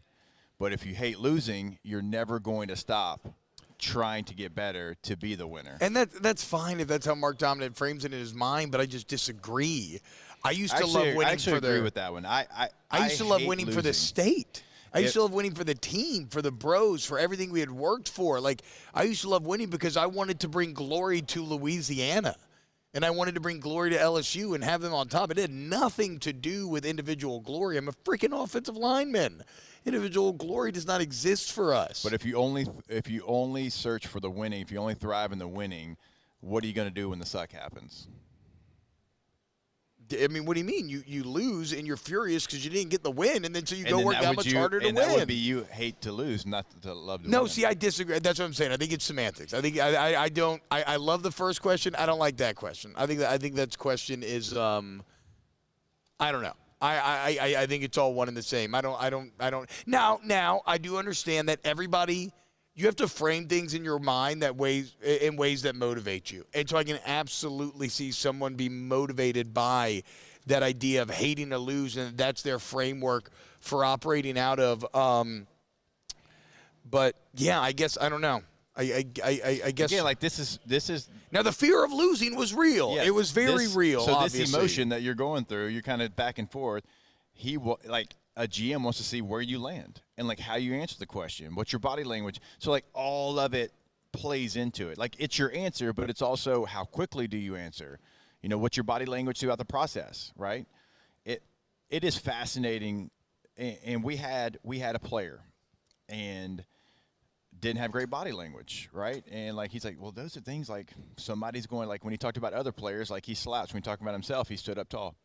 I'm like, what's that, man? I'm like, oh, yeah. Okay, well, like when Spencer Rattler talked about his teammates, like he kind of sat up in his chair. Yeah. Like that's what you're looking for. Yeah, he put it on, you know put it on for the homies, yeah. So there's so many mind games that come into this process.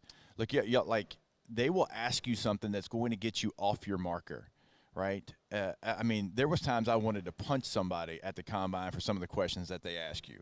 Like, T-Bob, it is insane. But, like, those are all, like, some teams take it too far.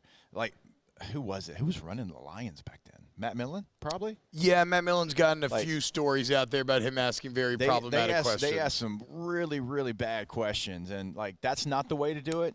But, like, for Mark, these aren't going to offend anybody, and he just wanted to see how you're going to answer them, how you're going to react, what's your body language going to look like, how fast you answer them. And so there's so many things that go into drafting a player.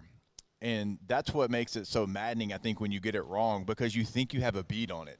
You think you know exactly who this person is or what this person can be, and sometimes you miss. You miss on a guy, but they're trying to find out all the information they possibly can, certainly if you're going to be like a top 75 pick, you know? It's no, it is. I mean, it is insane, and I get it, right? It's such a crazy science. You're trying to predict things that are unpredictable. So I understand going to these links. Nookie says, which stays with you longer into the following week? Well, that's also a bit weird, right? Because in theory, neither should. You have the 24-hour rule where no matter, like, once you get done with that game film on Monday, if you're going to let whatever emotions, happy or sad, you're feeling carry into Tuesday, you're already losing. Like, you have to be moving forward and focusing on what's next. I will say this. We won a lot more than we lost. So when you lost, I think the emotions created therein were larger because it did not happen often, and so it would piss you off way more. Winning was more expected for whatever that is worth. You found yourself. I still, again, I think if you draw a hard line evaluation from that question, I think the question's a bit flawed to me. Well, or maybe not. Maybe it depends on the answer. Like, I don't know. Maybe he would think that answer was deemed acceptable. That's what I'm saying. Like, it's all – and he mentioned, like, he would go to his offensive coordinator, and they were drafting a quarterback, for instance. He would say, okay, here's 10 traits. Rank these traits 1 through 10. And he's like, well, all these traits are great. He's like, I know, but rank them 1 to 10. And he said, you get an offensive coordinator that would rank athletic ability at 8 and want to draft Jaden Daniels.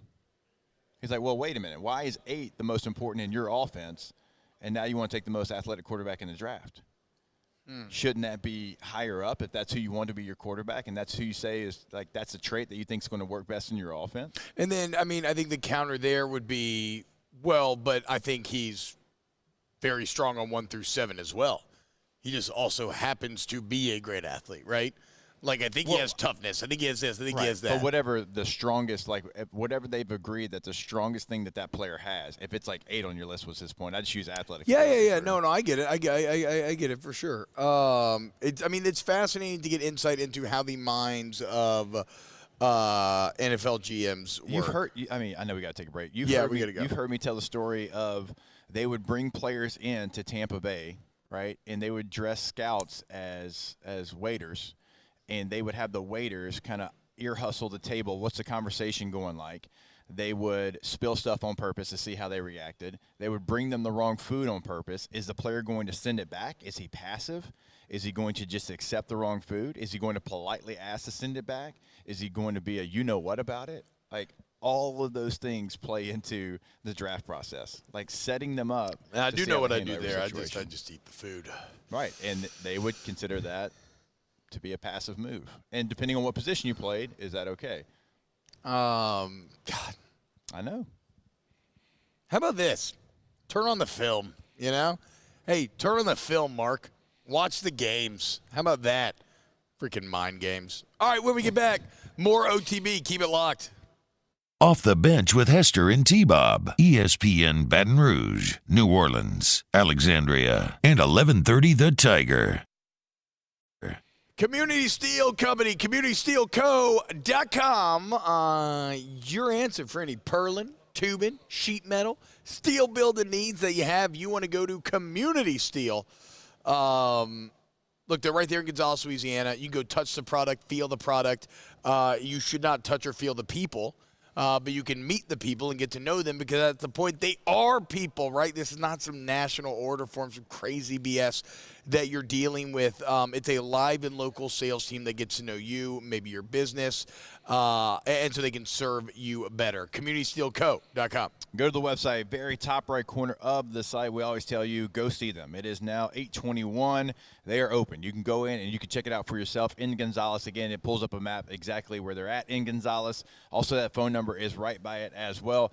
Give them a call today. Any steel needs that you have, they can be met. They're going to be met extremely fast because, well, they don't have to call and ask for permission at Community Steel because it is right there in Gonzales, Louisiana, 225-647-2020. In times of need, get a full list of phone numbers, websites, and other important emergency information on the Demco Stormwatch page at 1045ESPN.com.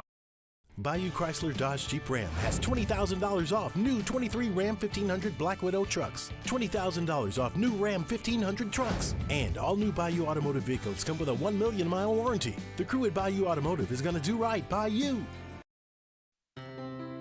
When it comes to ending cancer, we push forward, always working together for you. That's why our cancer experts at Ochsner have clinically integrated with MD Anderson Cancer Center. This means advanced cancer care, including access to life-saving clinical trials and integrating care to treat the whole you. Introducing Ochsner MD Anderson Cancer Center. Long live you.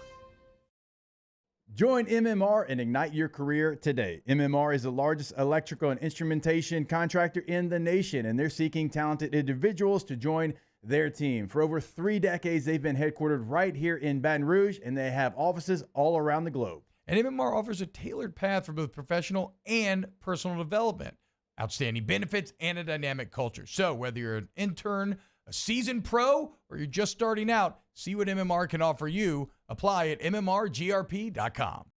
The importance of doing this Fortified program and offering it to people down here is, number one, the only real chance you're going to get to do this is when you put on a new roof or build new.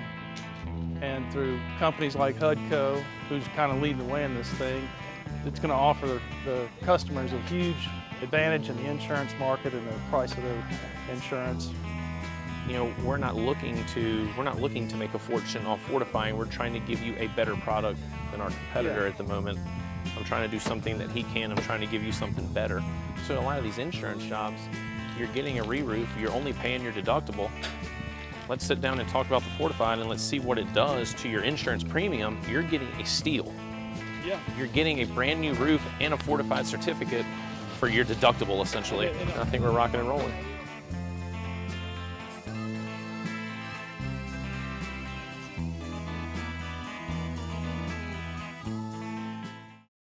Electricity is all around us, and our families depend on it.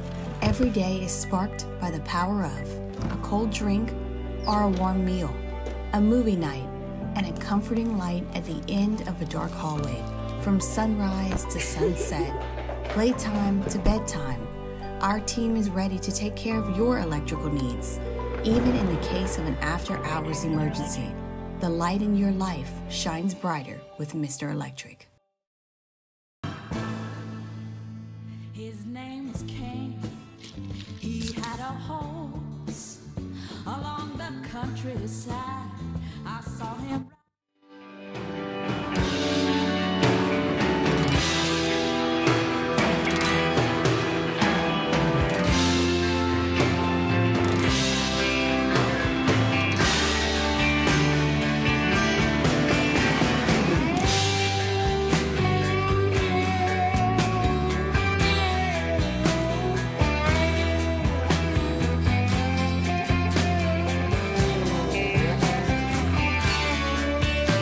Live from the 2024 Reese's Senior Bowl, Off the Bench with Hester and T-Bob.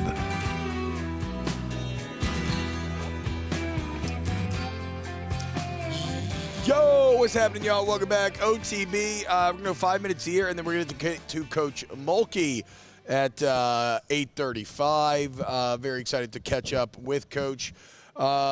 Jake, anything else that you learned from Mark Dominic? Oh, by the way, remember, our coverage here in Mobile brought to you by the MMR Group. You see it right there on the graphic. Huge shout out to the largest industrial contractor in the nation for sending us down here. Anything else from Mark Dominic yesterday that you learned to kind of inform this scouting process here in Mobile? Always tell the truth. They know the truth. It's already the information that they've gathered.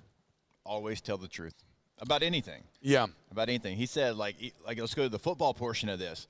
So he wasn't the GM when Gruden was the head coach. He was the director of player personnel. He became the GM the year after they fired John Gruden. Actually, the Chargers, we beat them, and they fired him after that game.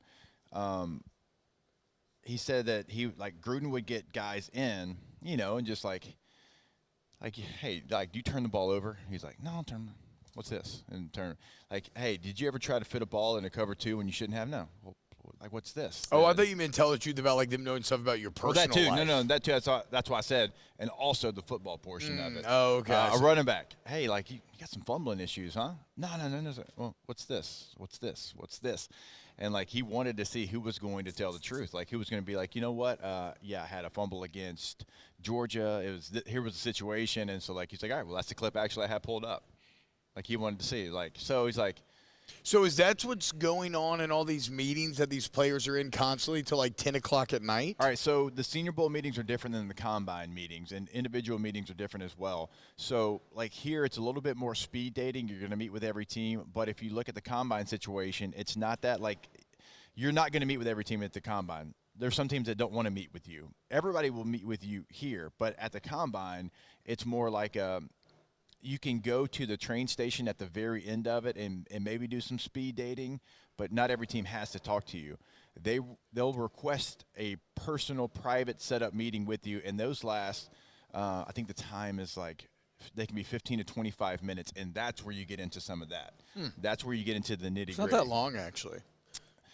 25 minutes when you're the only guy there, and the GM and the president and the head coach. I'm not saying it's not high pressure, doesn't feel long, but I'm saying for a decision that big, right. It's not like a full visit. It's not like in college you're taking like official visits and everything. Now you'll go to I went to San Diego on a visit before the draft. You'll do that as well. That's okay. But at the Combine, they get 15, 25 minutes with you, and it's the most intense situation you've ever been. No, I believe that. I believe that. It's very important. 25. Right, I'm on a whiteboard, and I'm meeting with the Jags, and Jack Del Rio's the head coach at the time.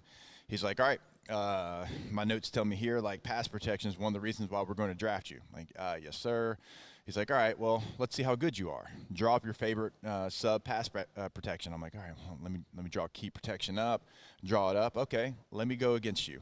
And Jack Del Rio gets the marker. Oh, that's cool. He starts cool. drawing up defenses. All right, here I'm going to bring America's Blitz. I'm going to bring Lynch Blitz. I'm going to bring Strike Blitz. I'm going to bring Cowboy. And, like, you're going to show me in your protection, you declare the mic, and you tell me who you've got and what's the progression of who you have. So you got to know everybody's responsibilities at that point. I have to know what you're doing at the mic declaration at the center position. I've got to know where the quarterback would shift it if he changes your mic declaration. It's a bit interesting, though, in that what if you're taught something different than what they think is the best practice? You talk through it. I mean, it's not like completely like, but he's like, all right, hey, we're going to bring these two off there. Which one do you think is the most important? Where is the lineman going to pick up one of these guys? Are we going to throw hot off this guy? And it is just, I mean, think about it. Like, I'm, a 22-year-old college player that thinks I know a lot about pass protection going against a defensive coordinator, by trade, Jack Del Rio, who's the head coach, and he's just trying to pepper you.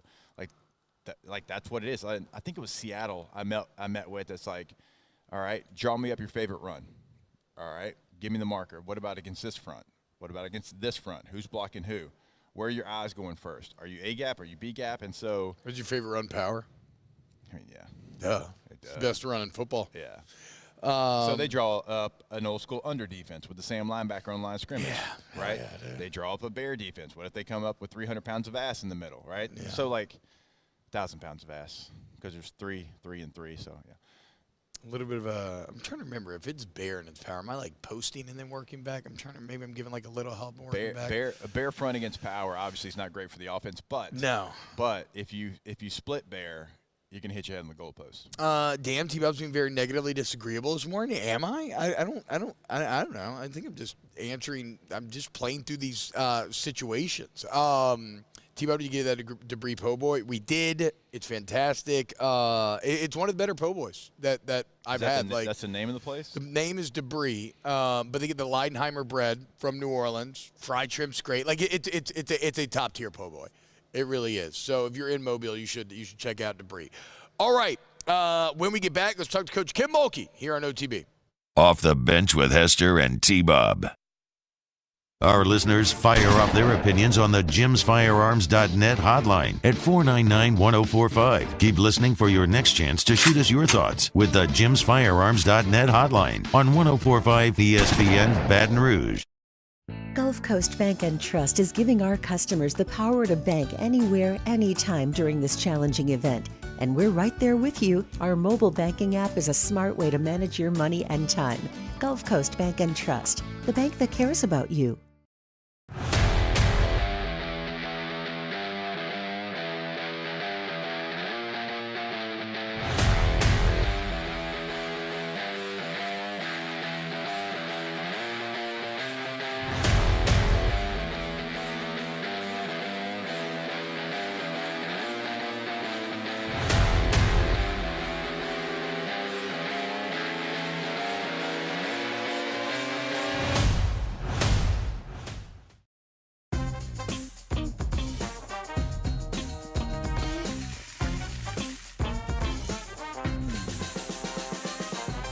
The best kept secret in town is out. Discover Tallulah at the Renaissance Hotel on Bluebonnet.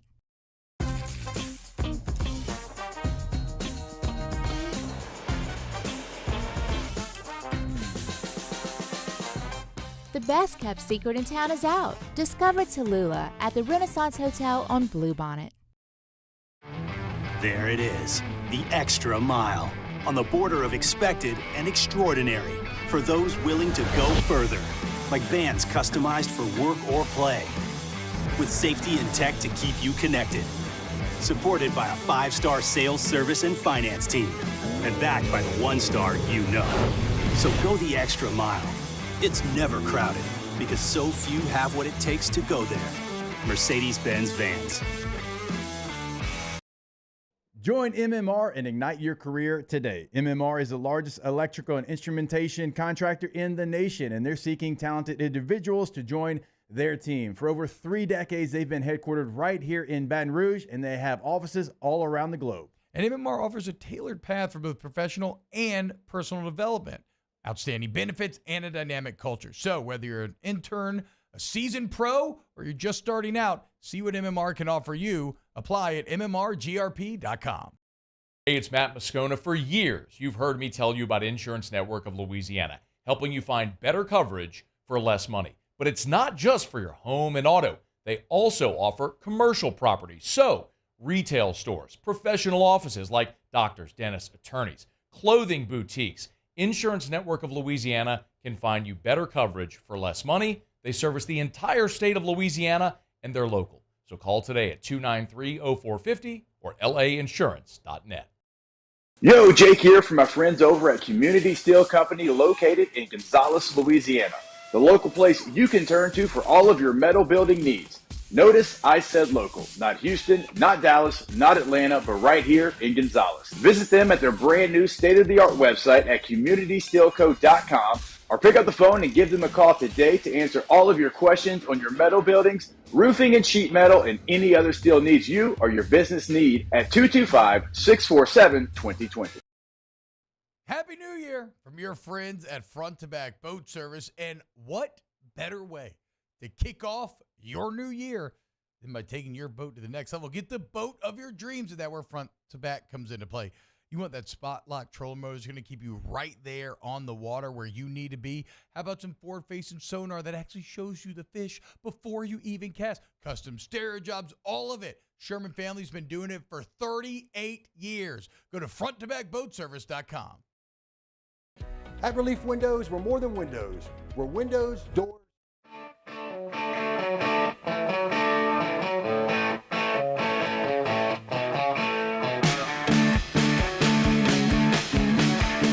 Live from the 2024 Reese's Senior Bowl, Off the Bench with Hester and T-Bob. Hey, what's going on, y'all? Welcome back to OTB, and right now it is our distinct pleasure to be joined by the legend, Coach Kim Mulkey. Coach Mulkey, thank you so much for joining us today. Obviously, a rough day in the hump on Monday, and I want to start here. You get a lot of fascinating things to say after the game that I want to get into and kind of pick your brain on. But first, so much was made of that South Carolina game last Thursday. It was so well played, atmosphere incredible, had it right there until the very end. Do you feel that any of that bled over into Monday, or do you feel like Monday's result is independent of Thursday? Well, I addressed it with my team after the South Carolina loss, and I said the hardest game is the one after the quote-unquote big game. Yeah. Whether we had won the game or lost the South Carolina game, it's the next game that is always challenging. Why?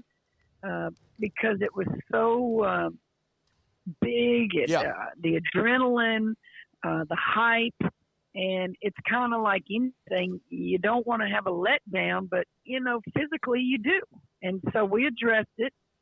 I don't want to use that as an excuse that we lost, because as we're learning with my team, you are getting everybody's absolute best game. I mean, they shot 83% in the third quarter. I don't know that I've ever had that in the history of my coaching or even playing. And you were still in the game. You still fought to the end. So it was an atmosphere in Starkville, sold out. Yeah, it's crazy. I find that just crazy that we are the team that everybody's selling out the arenas for. And yet I also view that as respect. I review that as we're growing the game. Why us, I guess, is the question. We're the defending national champions. We have a personality just about at every position on our team. We play exciting basketball. Hell, some of them even come just to see what I'm wearing. So I guess whatever it is that toots your horn, we have to embrace it and look at it as wonderful. Coach, I was actually going to be my first question with you. What are the environments like this year compared to last year? Because, last year, obviously, like you could tell, you're going to be one of the better teams in the country. But how much different are the atmospheres and the crowds? And, everybody wants to always go out there and beat the national champion. I said this to my former mentor or coach. He's my current mentor. He's Leon Balmore. I said, Coach, I've never seen anything like this. I said, I coached 40-0 teams, won 3 national championships before I got to LSU. It's just something you just go, what the heck is going on? What have we done? And as I just mentioned, I think it's all of the above and more. And it's good. It's welcomed. It's environments that young people wish they could, years from now, tell their children and grandchildren about. I just have never seen anything like it. I think every trip we have gone on and played on the road, guys, it's record-breaking crowds for that institution. And let's be honest, it's not them going to see just their own team play. It's because LSU's in town. Well, and I mean, even last Thursday, Coach. I mean, you got Kevin Durant tweeting about the game. You got some of the biggest basketball names in the world. Magic Johnson tweeting about the game and the environment. After the game on Monday, I found your post game to be very interesting because you kind of had a lot of interlocking concepts, right? In terms of like, okay, can't get stops when they matter right now. Is that a lack of experience? Does a lack of experience lead to a lack of leadership, a lack of chemistry, a lack of toughness, depth? Let's start with the experience portion of that. Is there a way? Oh, go ahead. Sorry. Listen, you just answered it. It's all of the above. And you've got new players who've not been in that environment for, a long period of time. Wow, I can't take a play off. It's not that they don't want to win. It's not that they're not playing hard. It's just, wow, bam, just for that 2 seconds right there, they hit a 3 on me because I'm ball watching. Or bam, right there, I didn't help my teammate. And that's experience. I don't think it's the moment is too big. Believe it or not, I don't think the moment is too big. I did think that last year when we went to South Carolina and we were never in the ball game, that was a moment that was too big for many of them on my team. I think what it is that when you've not been in the environment and you don't understand, the experience plays a role and you want somebody else to do it instead of you doing it. And then you go to leadership. We lost so many good players last year to graduation that we're looking at each other like, who needs to lead us this year? You think it's a natural for Angel, but at the same time, you need more than just verbal leadership. You need somebody that's a great practice player that's going to give it to you every day. And then chemistry comes with time. Yeah. And honestly, other than Angel and Flage on that floor together, everybody else is learning to play together. And we don't have opponents that are going to be anything but at their best because of what we've done in the past and our personalities and the attention we draw. So people are bringing it, and you're gonna have to adjust on the fly. Yeah, and I can't help but be reminded about the poem that you've referenced multiple times to us. It's just one possession when it comes to getting some of those stops. But back on the experience thing, Coach, if a lot of that is the root that is seeping out into these other areas, can you manufacture experience? Like in the midst of a season, can you create enough experience by tournament time? Does that happen naturally? Well, yes, you can. In the ideal world, I'd love to be going out there and there's a fourth-year player. There's my fifth-year COVID guy. There's that's what we had last year with new players, and it all just kind of started flowing together. Certainly you can. Let me put it like this. We can beat anybody in the country. You saw that. If South Carolina is the number one team in the country, we can compete with them. Yeah. And yet we can also get beat because of certain things we don't have yet. So there is so much basketball left to be played. Mm-hmm. We've got the second half of SEC in February. We've got the playoffs, and I'll leave it at this.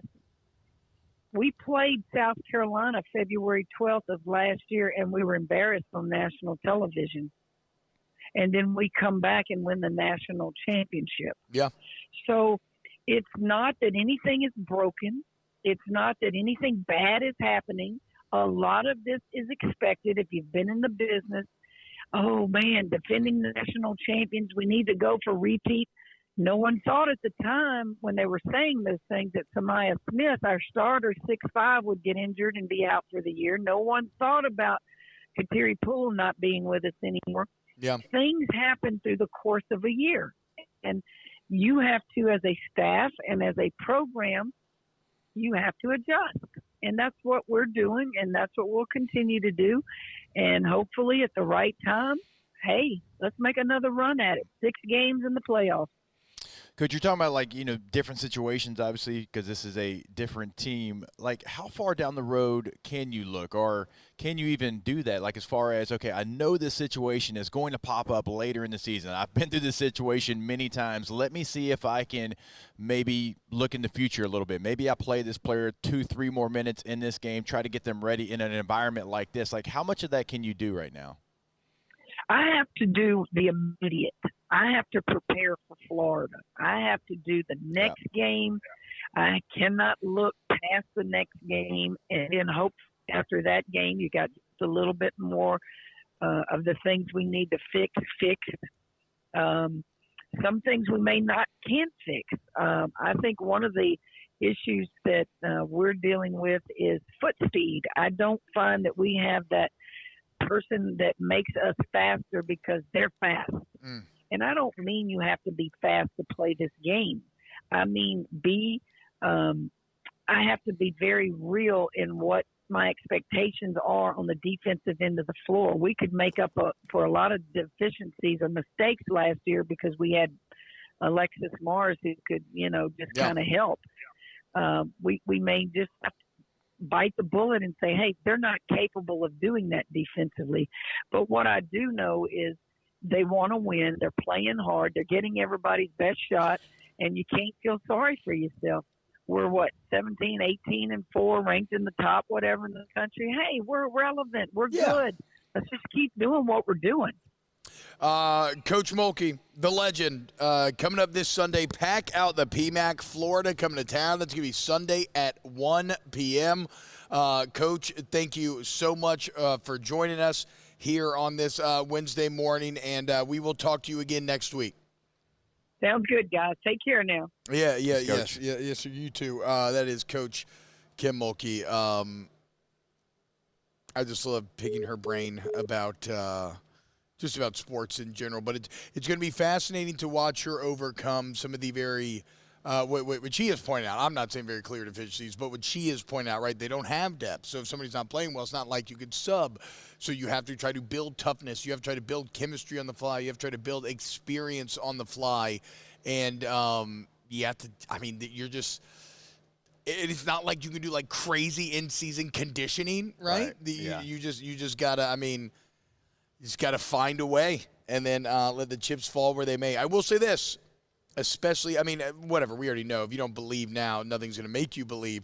But I will always bet on Coach Mulkey to have her teams peaking at the right time, and I like that they get a little bit of a break. Nearly a week off from Monday in the hump to Sunday against Florida. So thank you to Coach Mulkey for coming on. Coming up next, we got some more OTB. Going to be wrapping up hour 2. Keep it locked right here on Off the Bench. Off the Bench with Hester and T-Bob. Go to All-Star Toyota of Baton Rouge, allstartoyotaofbatonrouge.com. All-Star family. Come join us in the All-Star family. You want the Toyota Sienna like I got? It's incredible. It's going to blow your mind. But we continue to hammer the body shop, the service center. You can schedule an appointment online, or you can just show up, and insurance claims are welcome. All makes and models are welcome. They have excellent service. They have factory parts right there on site. They have a shuttle service that'll drop you off and pick you up if you have things you need to do during the day. Or if it's a big job, they have rental cars right there on site. A better per-day rental price than traditional rental companies. And if you mention OTB, you get $100 towards that deductible. All-Star Toyota. Yeah, you go find your new vehicle. You can find it on the website, allstartoyotaofbatonrouge.com. Like we tell you every single day, something for everybody in every lifestyle. So if you want a truck, multiple trucks, multiple midsize SUVs, multiple hybrids and sedans, they've got it all. Check out the Sequoia, the Sienna as well. If you need something a little bit bigger, go to the website. Buy new, lease, or rent today. allstartoyotaofbatonrouge.com. In times of need, get a full list of phone numbers, websites, and other important emergency information on the Demco Stormwatch page at 1045ESPN.com.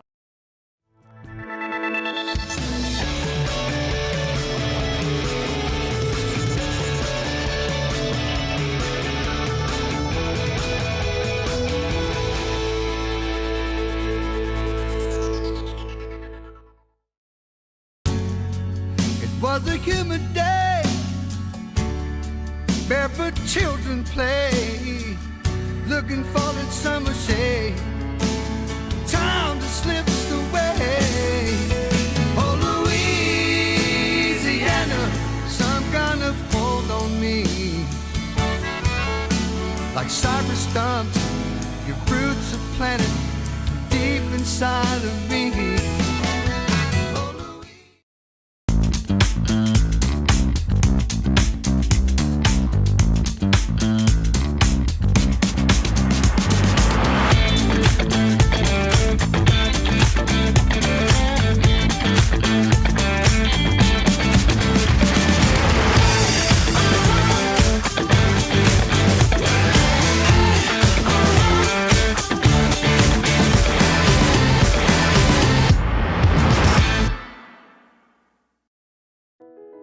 I've been doing business with Luba for 25 years. They're dependable, trustworthy. It's just the attention to detail with our clients. Our folks have years and years of experience. They're highly trained professionals, but many companies have that asset. What I'd like to think makes Luba a bit different is that we use those talents in a way that truly is dedicated to serving the needs of the folks who depend on us. Dylan Cruz here to tell you about Six Rings Baseball and Softball Camp. If you live on the North Shore and play ball, go to Six Rings Camps with former LSU assistant coach Dan Canaveri. His knowledge is second to none, and your child will improve and have fun doing it. Camps were held at Coquille Park and Six Rings Academy in Covington with 4 sessions over the summer. Full day and morning only sessions are available from ages 7 to 13. Go to sixringsbaseball.com or call 985-206-9096. Learn the game to love the game. BRAC teamed up to reimagine your parks, and you imagined big. With your help, we went to work, creating 12 beautiful community parks across the parish.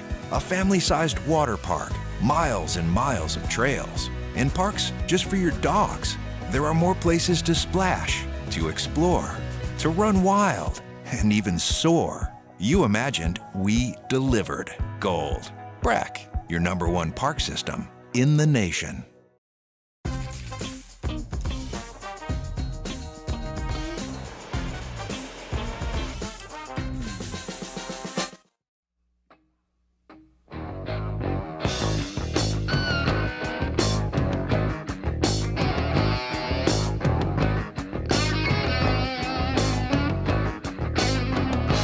Live from the 2024 Reese's Senior Bowl. Off the Bench with Hester and T-Bob.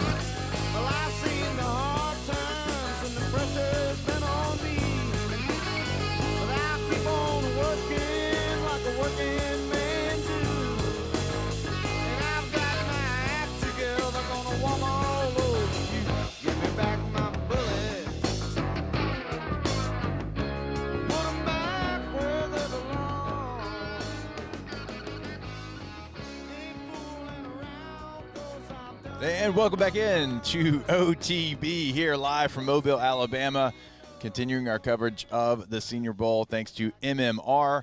I don't really know where T-Bob went, but it's okay. We're going to continue on here, and we're going to continue going to practice today. Looking forward to that. And I think if I'm not mistaken, I believe we have a media day as well here in the convention center. And so hopefully we'll be able to you don't have to hit a jog. You're good, T-Bob. You can continue the walk. Hopefully we're going to get a chance to catch up with the LSU guys, because there's 2 LSU guys here, Charles Turner being one and Jefferson being the other. So hopefully during the media portion of today, we can catch up with them. It's okay. I didn't know we were back either. You didn't have to jog, though. And your volume's No, it's hard to walk these halls without getting caught in conversation. You know? I know. That's why I just when I needed, have to use the restroom, I'm like, I really have to use the restroom. I know, and I'm like actively backpedaling as the person's talking to me, and I love who I was talking to. That's my guy Paul. That's my boy. But it's a weird thing about not trying to be rude while trying to do what you. Well, I think they should know, like, you're live. I mean, you would think. I know. Okay, since we're here, like the inside baseball. The worst part about like doing remotes, like in a setting like this, is like other media members that are here that want to say hello. That's great. I want to say hello as well, but they do it like while we're on air and like behind the camera and like wave and like try to like almost get a small conversation started. Yeah, it's like we all know better. What's going on, doing, man? What are we doing? We're live. I don't know, baby. What is he doing? What are you doing? Speaking of Mark Dominic, he said anytime you had like your voice go up like that, he knew you were lying. What is Mark Dominic? How much? Well, kind of. Yeah. Mm-hmm. How much Criminal Minds did Mark Dominic watch?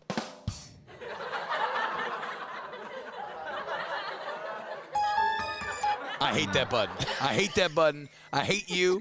You stupid suspenseful sound. I was going for sad trombone. I get it wrong every single time. That's what I needed. Yeah. We should play the Ballad of Curtis Lowe next. You got her. I haven't heard that in a long time.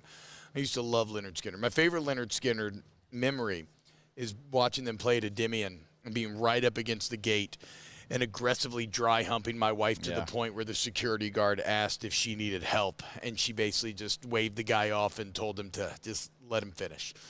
Just let him get it out of his system. I'll be okay. Hour 3 of OTB coming up next. Off the Bench with Hester and T-Bob.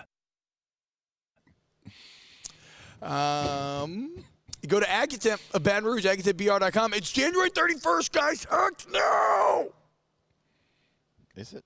No, it is. It's the last day, dude. Yeah, wow. Last day of January to take advantage of that BOGO. Wow. Buy an AC unit, get a heater for free, or the whole home generator that I've been pushing all January, where if you purchase a whole home generator now, you get $2,000 off, guys. So I know it's an investment, but what better time to make the investment than when you get $2,000 off? They also have maintenance plans to make sure you're good to go. When it kicks into gear, or when storms hit, they're going to make sure that your home's protected, all that meat is protected, or, I don't know. I feel like hunters are always into saving that meat, not letting it spoil and go bad. I don't have a lot of meat. I do have a lot of meat. I don't have a lot of meat in my fridge. Aggitemp Baton Rouge, AggiTempBR.com. Hour 2 next. There it is, the extra mile, on the border of expected and extraordinary, for those willing to go further, like vans customized for work or play, with safety and tech to keep you connected, supported by a 5-star sales, service, and finance team, and backed by the 1-star you know. So go the extra mile. It's never crowded, because so few have what it takes to go there. Mercedes-Benz Vans.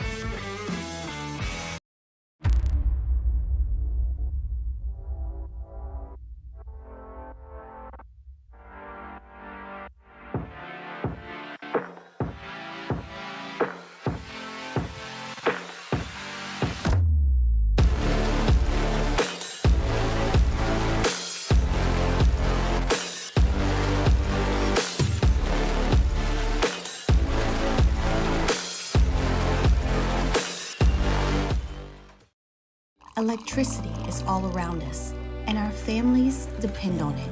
Every day is sparked by the power of a cold drink or a warm meal, a movie night, and a comforting light at the end of a dark hallway.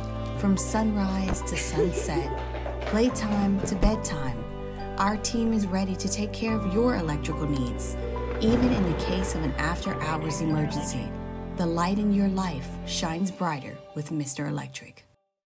Hey, it's Matt Moscona. For years, you've heard me tell you about Insurance Network of Louisiana, helping you find better coverage for less money. But it's not just for your home and auto. They also offer commercial property. So, retail stores, professional offices like doctors, dentists, attorneys, clothing boutiques. Insurance Network of Louisiana can find you better coverage for less money. They service the entire state of Louisiana, and they're local. So call today at 293-0450 or lainsurance.net. Yo, Jake here from my friends over at Community Steel Company located in Gonzales, Louisiana.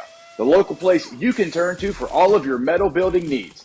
Notice I said local, not Houston, not Dallas, not Atlanta, but right here in Gonzales. Visit them at their brand new state-of-the-art website at communitysteelco.com or pick up the phone and give them a call today to answer all of your questions on your metal buildings, roofing and sheet metal, and any other steel needs you or your business need at 225-647-2020. Happy New Year from your friends at Front to Back Boat Service. And what better way to kick off your new year than by taking your boat to the next level? Get the boat of your dreams, and that's where Front to Back comes into play. You want that spot lock trolling motor that's going to keep you right there on the water where you need to be. How about some forward-facing sonar that actually shows you the fish before you even cast? Custom stereo jobs, all of it. Sherman family's been doing it for 38 years. Go to fronttobackboatservice.com.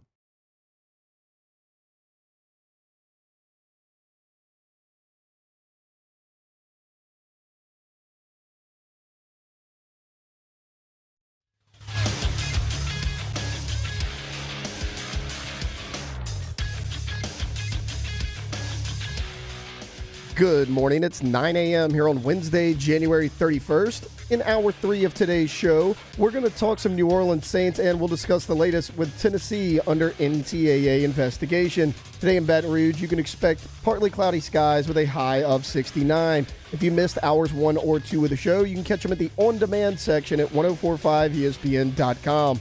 You can follow us on Instagram or Twitter at OTB_ESPN, or watch us on YouTube at the 1045 ESPN channel. Hour number 3 of Off the Bench, live from the Senior Bowl in Mobile, Alabama, starts now. Let we go! All-Star Toyota presents Off the Bench with Jacob Hester and T-Bob Hebert. Yeah! Off the Bench with Hester and T-Bob. Hey, P, they said I got to come off the bench. All-Star Toyota presents Off the Bench with Hester and T-Bob. Yo, yo, yo.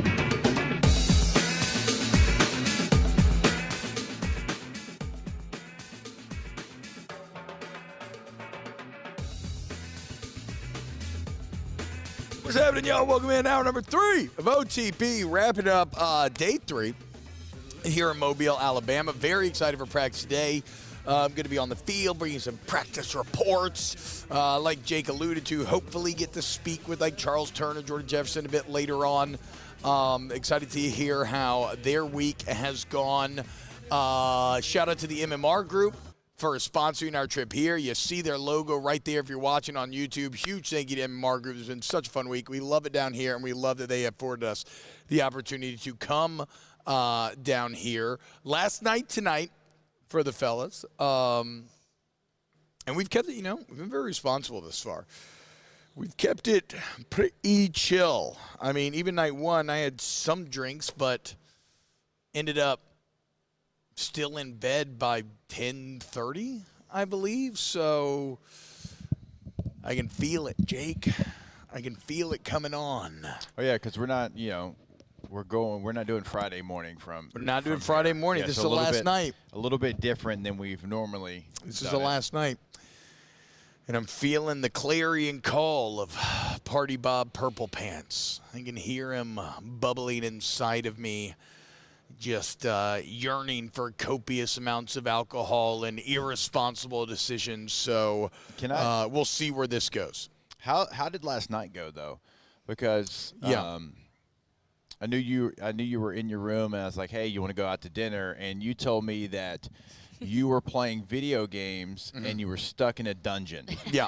Yes. And I didn't know if the dungeon was a good thing or a bad thing. I didn't know if like you were stuck in the dungeon and it was bad, you couldn't get out, or if you were stuck in the dungeon and you were like so excited because your friends had to come find you and free you from the dungeon. No. So in World of Warcraft, you'll do these instances where it's like 5 people team up and you go you go take down a dungeon, right? And the dungeon's got bosses and everything, and the goal is they'll drop nice loot, like good gear for you to get better stats, and so you want to get upgrades in that way and make your character stronger.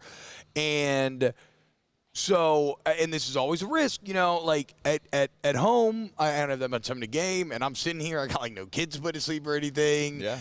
And I was texting you early on when I was kind of feeling it, but then, Dorian's kind of dragging his feet a little bit. Next thing I know, I put my Star Wars pajamas on. Don't even really know how that happened. I just suddenly looked in the mirror and I had the full set on. Next thing I know, I'm set up in Discord, and then I had already committed to a group, and we were in Shadowfang Keep battling werewolves. And at that point, if I leave, so that group was more important than our group. Well, no. So that's the thing, though. If like once it's not like feels like a real Fox. If it was a single player game, I could have bailed no matter what, right? Just save and leave. Or you could have bailed the group because we're the other group.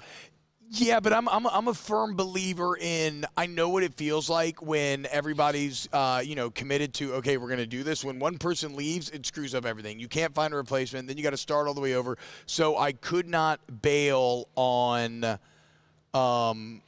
I couldn't bail on the 4 other people that I committed to. So Doring was slinging mortgages there for a while, and I'm like, bruh. He looks so funny with those glasses on. You can sell houses later. Like, you can do whatever it is you're doing over there later. And then, like, we finally got ready to go.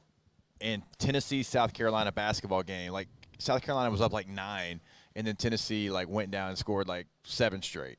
And then Coach Neuheisel, at this point, standing up, watching it with hands in the pocket, which is like the ultimate I'm not going anywhere until this game's over kind of stance. And I'm like, oh, great. I mean, no, look, objectively bad networking for me because I've never gotten to eat with Coach Neuheisel. I've interviewed him plenty, and I think he likes me, and I would have loved that. And I had a slight interaction with Mark Dominic yesterday. I would have loved to – I would have really loved that as well. But, again, I was in Shadowfang Keep, Then I had to run stocks, and I hate stocks, but I needed to clear some quests out. And I just had a real just dumb stocks group. But I kept it positive. I healed them to them. Stockades, it's the prison in Stormwind where all the prisoners live. There's like a prison riot. You got to put it down. KCT, T-Bob, what server character name? So this is Season of Discovery, the new Classic WoW season, which I cannot wait. Phase 2 dropping February 8th. I'm on Lava Lash. And for the first time in my life, I just named my character T-Bob. So, there's a dwarf priest running around named T-Bob out there that if you want to play on Lava Lash, come hang out. But your boy's getting pretty geared, What are you playing this on? My computer. Oh, yes. okay. My laptop. I was like, did you bring a gaming system? No. I don't know if my mic's on. I can't Yeah, hear you're Bob. on. I can hear you. What? You can't hear me? But I can hear Yeah, Jay. something's going on with those that's headphones. why you couldn't hear studio. Yeah. Would that have surprised you? Totally. What? That he brought a gaming system? I can hear you now. Oh, yeah, I pressed the button. So it was you the whole time? It was you the whole time. No. I pressed a button. We don't need to get into it. This is a button, though, that just allowed you to hear me through this mic. I still do not think that you will be able to hear back home. Dwarf Priest is OP. Yeah, I mean, look, you got Fear Ward, dude. I mean, you know what I'm saying? Like, I'm like, hey, Mark Dominic, What's the best race for Priest? Answer me that, Mark, you idiot. Do you hate winning or losing? Okay, if you get an upgrade that's a green over a blue, do you keep the blue or do you go with the green? No, do you love winning or do you hate losing? Yeah, whatever. You know what I love? Getting geared, okay? I love Spirit. I love MP5. I love healing power, okay? That's what I love. I love the light of a loon, Mark. I just feel like you're speaking a different language. I'm speaking wow, dude. I know we talked about Senior Bowl practice yesterday. Yeah. From a standpoint of like technical stuff or whatever. But how cool was it being on the field? It's the best. It's the best. I'd be lying if I said there wasn't a social aspect too of kind of like a nose in the air. Like I feel like.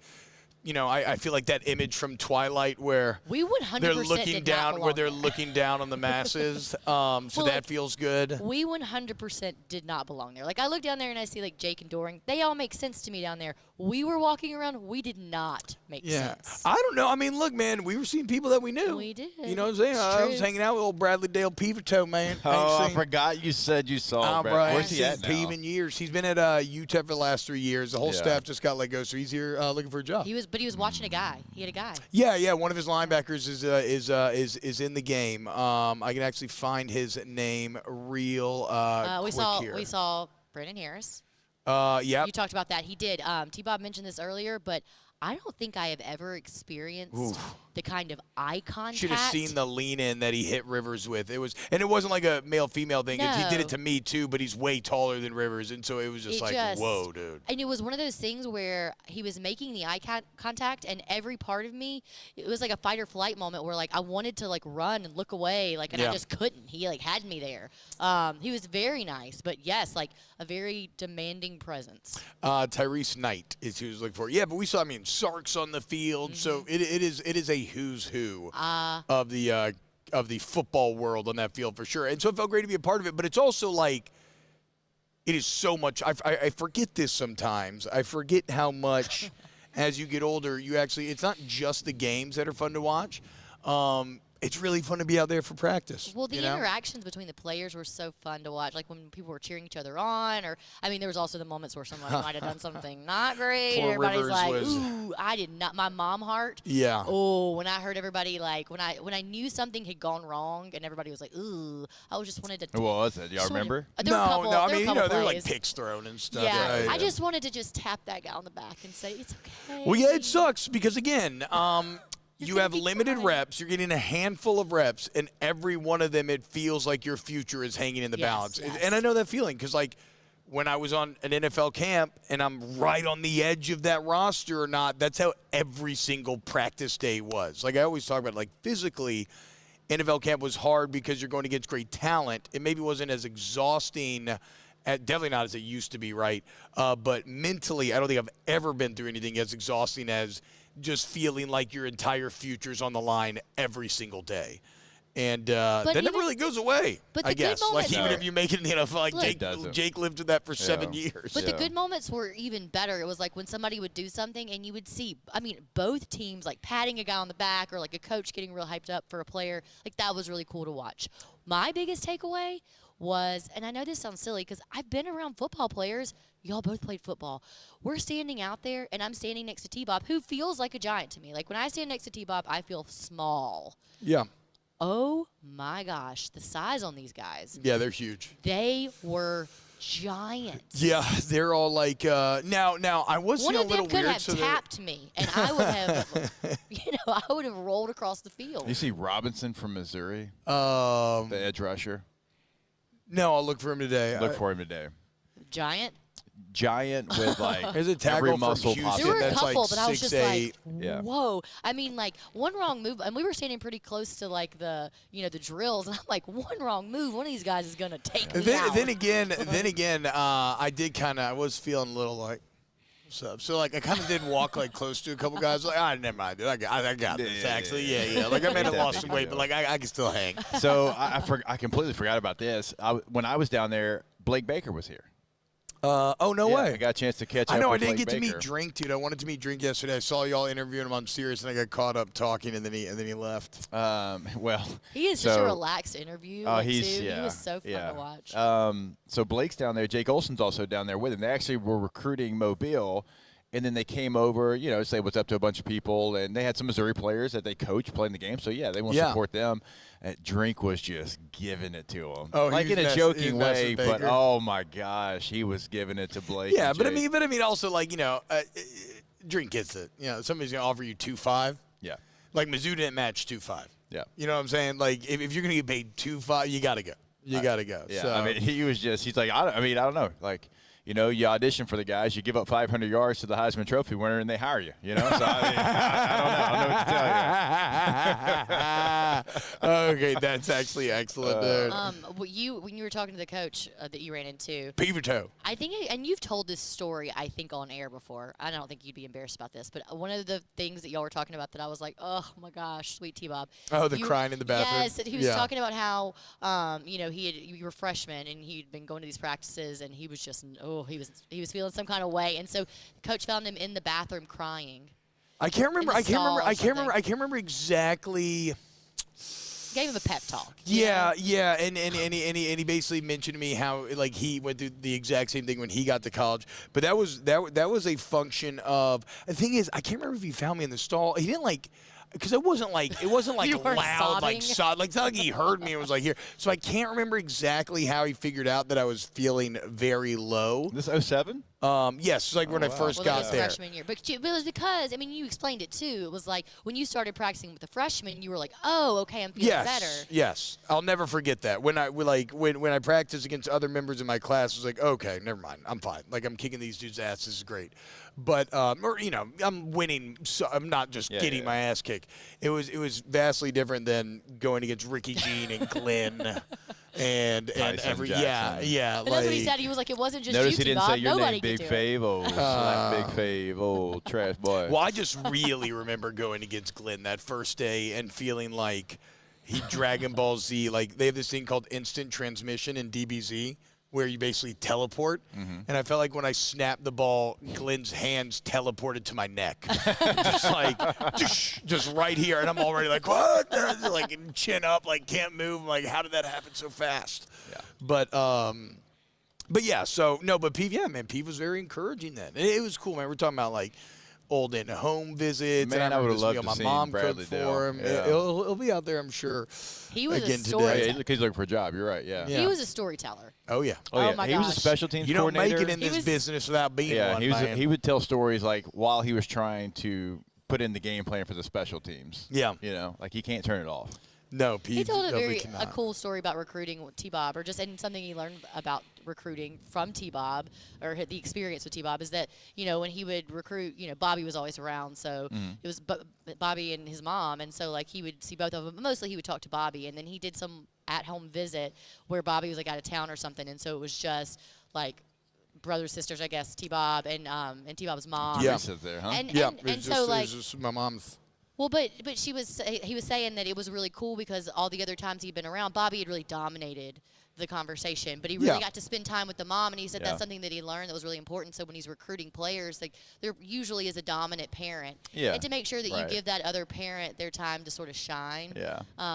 But he was like, I remember, and even T-Bob was like, I remember that dinner she No, cooked. I remember the meal. She was Oh, super gosh, pumped. She made a big absolutely you meal, do, head yeah. coach in. My mom made showing Nick him Saban baby gumbo. pictures and stuff. Or jambalaya. Oh, really? Yeah. Was it good? Yeah, it's good. Yeah, hell yeah, dude. Yeah, That's for awesome. sure. But like, it is wild how you remember those things, though. Yeah. Like I remember Dan Warner from Miami and exactly like where he sat in our living room and how that conversation went. And I like, remember recruiting is like, think of the relationships that you build. Those are like 2-year relationships, and then you don't go to that school, and it's like, okay, like that 2-year relationship with that coach that I built up, it's kind of gone. Yeah, that was me. Probably. I mean, that was a lot with me and Ole Miss because Coach O was there at the time, and they recruited me, and then me and Georgia because I used to go to Georgia all the time, but that was more of an excuse to party. I took a lot of unofficials to UGA, which is a great way to leave my parents behind and go party in Athens. You know what else? Even though statute of limitations here. Oh, no. One time, an old man came with me, and only one of us ended up in an Athens prison. I'm not going into any details. I'm not going into any details. I don't know this story. But it was not the high school kid. That's all I'll say. That's all. That's all I'll say. You know who else there was a lot of on the field?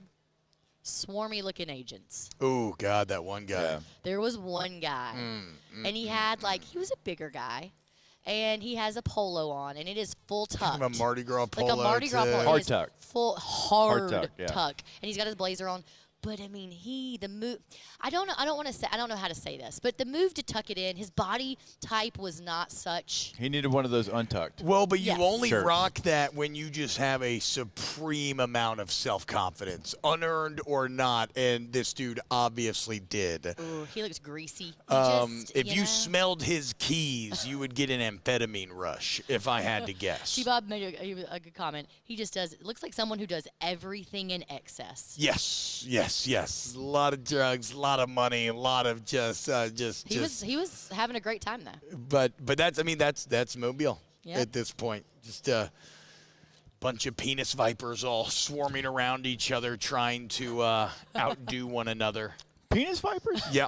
Well, I couldn't say the other word that I used yesterday, so I went the anatomically correct one. Wainers on the glass at the Alane Club, huh? All right, we are getting Alondra wants us to break, so we'll go to break when we get back. Get out of here, get out. Why would you want us to abort from this? More OTB. Off the Bench with Hester and T-Bob. ESPN Baton Rouge, New Orleans, Alexandria, and 1130 The Tiger. Turn myself down. Go to centralplumbing.org, 925-8552, centralplumbing.org. If you need someone to handle your plumbing issues, they've been at it for 50 years, y'all, and I don't care if it's a weekday, weekend, holiday, whatever. They have 24/7 emergency customer service, so they can help you out whenever. And look, I'm a Central Plumbing repeat customer because they're licensed, bond insured, flat rate pricing, great warranty. But Jake, it's not just repairs, is it? It is not. If you're looking to upgrade at your home or business, they can certainly come in and they can do it all for you. It doesn't matter how big of a project you have. Doesn't matter if it's every restroom in your house or if it's just the main bathroom. They can fix that. If you own a big business, multiple restrooms, don't worry. They can come in. You'll see the fleet right there on the homepage of the website. Also, we tell you every single day, go tankless today with that tankless water heater and never run out of hot water. Again, find them online, centralplumbing.org. Our listeners fire off their opinions on the jimsfirearms.net hotline at 499-1045. Keep listening for your next chance to shoot us your thoughts with the jimsfirearms.net hotline on 1045 ESPN Baton Rouge.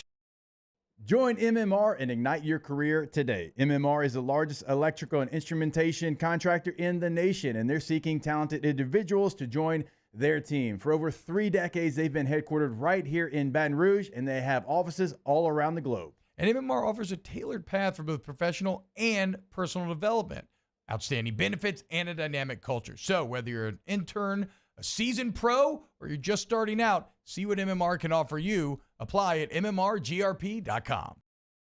The Windsor Senior Living Community in Mandeville, Louisiana is a beautiful, vibrant apartment community geared toward seniors. They are nestled right in the heart of Mandeville, where seniors live a more carefree lifestyle in spacious apartments with the peace of mind that comes from having a little extra help. Call the Windsor at 985-624-8040 to schedule a lunch and tour. Come see how the Windsor can be your passport to peace of mind.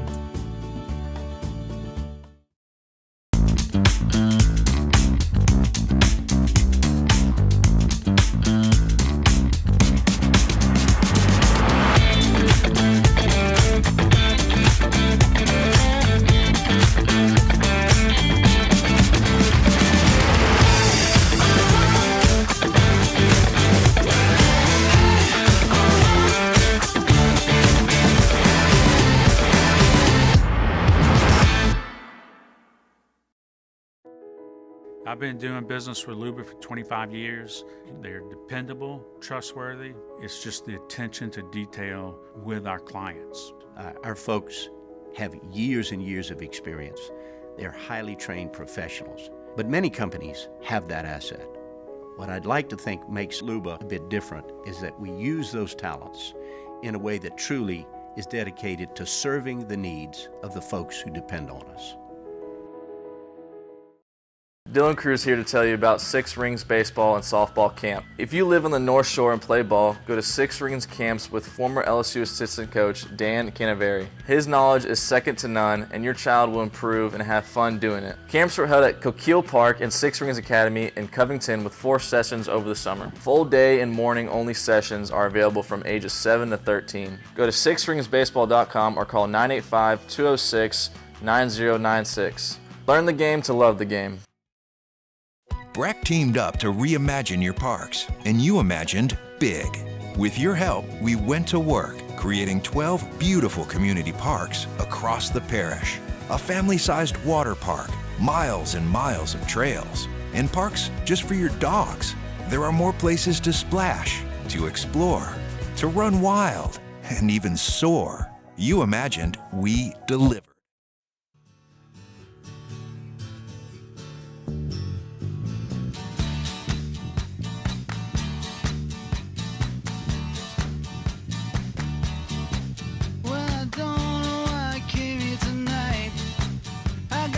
Live from the 2024 Reese's Senior Bowl, Off the Bench with Hester and T-Bob. What's happening, y'all? Welcome in. Welcome back, I should say, to Mobile, Alabama. We are live at the Senior Bowl, and shout out to the MMR group for having us here. I'm getting very excited for practice today. I actually don't have snaps today, so I'm going to be locked in today on practice. Jake. Oh, you are starting the new schedule? Yeah, starting the new schedule. Lay it out for our listeners to yeah, listen for those every that day. don't know, so now we're going to be doing like snaps live during the off season. Is going to be Monday, Tuesday, Thursday, and then we're going to do some more kind of pre-produced stuff that we record throughout the rest of the week, and breakouts and shorts and all that sort of good stuff. So be on the lookout for that. The New Orleans Saints offensive coordinator search continues, and yesterday Jeff Ireland was here at the Senior Bowl, Jake addressing the media, and Dennis Allen is not here. Actually, he was here last year, but he's not here because, well, he's looking for a new OC. Coming up today, former Bears offensive coordinator Luke Getsy is getting a second interview. He's someone who seems to have a lot of juice behind him. Yesterday, they interviewed Ravens wide receiver coach Greg Lewis, who's a longtime Andy Reid assistant. You're now looking at like 11 candidates that have been interviewed. 4 have already taken jobs. According to New Orleans football team, like Getsy has a lot of momentum. And then also, it seems like Clint Kubiak. Is it Kubiak or Kubiak? Kubiak. Seems like 49ers passing game coordinator Clint Kubiak has juice as well. I mean, obviously, he's young. Well, that's not obvious. What is obvious is he's worked. Gary Kubiak's not that old, so yeah, fair. But I mean, obviously, he knows Shanahan, right? And McVay and Shanahan, that's like how you get jobs nowadays. I didn't realize this. He actually called plays for the Vikings in 21 and the Broncos in 22. So Kubiak may be a guy. I don't know that I have too much to say on the names themselves. Do you have anything?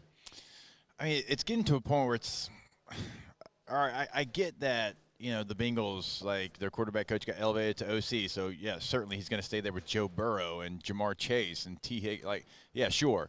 Like quarterback coaches turning down OC jobs. I'm not saying that they're wrong in doing it, but like, is that a red flag? Well, have they been turned down by someone yet, though? I mean, I don't know that I've seen that on the record. I just haven't seen that reported but it's yet just on the like, record. you know, the Texans, John's like, yeah, I'm going to stay here as a QB coach. Like, I don't know. Like, I don't know if he got offered the job, but now you're talking about hiring somebody that got fired from a bad offense and the Bears. That doesn't fit, like, the scheme that you have. Like, if Taysom was your quarterback, then, okay, yeah, sure, I guess. Yeah. I mean, but that's like, let's be honest. Like, no, I think Kubiak. Okay, Kubiak feels like he seems the most exciting. He feels like the most exciting because Shanahan and everything Shanahan does, and all the pre-snap movement and shifts and motions, and that is all very exciting. And he's got a lot of weapons, and he knows how to use his weapons. And he's already passing game, and he's passing game coordinator there right now. The 49ers are so good because they know exactly how to use every weapon that they have. From George Kittle to C-Mac to Juszczyk to Deebo Samuel. Well, Saints got some stuff that could look similar to that. 100%. Look, guys, I'm not saying Taysom Hill is Deebo Samuel. Like, they're a different skill set. But Taysom Hill has some things to his game that you could try to mirror in that same image. Oh, bro, right? So there's some likeness to it. The Saints have varied offensive personnel. You have Rashid Shaheed to take the top off. You have Chris Olave, who's your deep to intermediate threat. You have Juwan Johnson, who I think can, I think he can be one of the better receiving tight ends in the NFL. You have Taysom Hill, who's about as unique of a weapon as anybody in the NFL.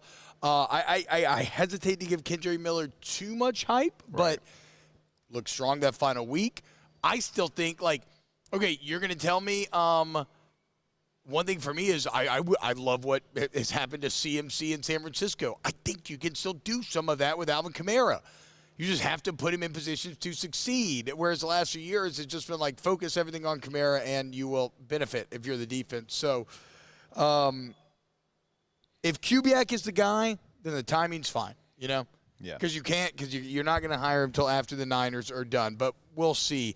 The thing that I wanted to touch on as well, though, is Ireland did say that the choice of OC absolutely affects the scouting process. Yeah. And so while they're Without here, question. it's a bit unfortunate that – now, he didn't say unfortunate. I'm saying it's potentially a bit unfortunate that they're not able to know like what you were talking about Mark Dominant, right? A coordinator says, okay, what are the 10 traits you look for?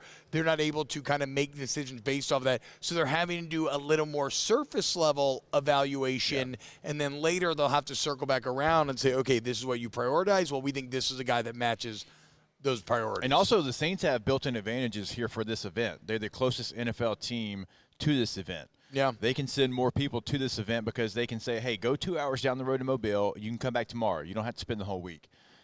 And oftentimes they've taken advantage of that. Like, you talk to different people around this game, and they always talk about, well, the Saints kind of do the Senior Bowl a little bit different. They have more of those in-depth combine-type interviews at the Senior Bowl because they can send, their full staff here. Yeah. Can they do that this year? Maybe some on the defensive side. Offensive side, what the hell are you going over? What are you going to go on the board about? You don't know what you're running. Yeah, exactly. That's one of the things that I don't fully understand how you're supposed to do this. I mean, after the Super Bowl, it should happen immediately, right? Or before, if it's not Kubiak and you like Getsy or one of these other names. So the offensive coordinator search continues, but just from reading resumes and whatnot, Kubiak feels the most exciting to me, and we'll see if that's the case. Cell of Awareness says, hearing folks sell the 24 Saints is like a used car salesman pushing the benefits of the 1988 Suzuki Samurai he has available. Sad. Look, again, no, I don't. Oh, whatever. I'm not going to pump Sunshine, but we shouldn't go too far with them being awful. They were huge disappointments this year, but there are some building blocks there.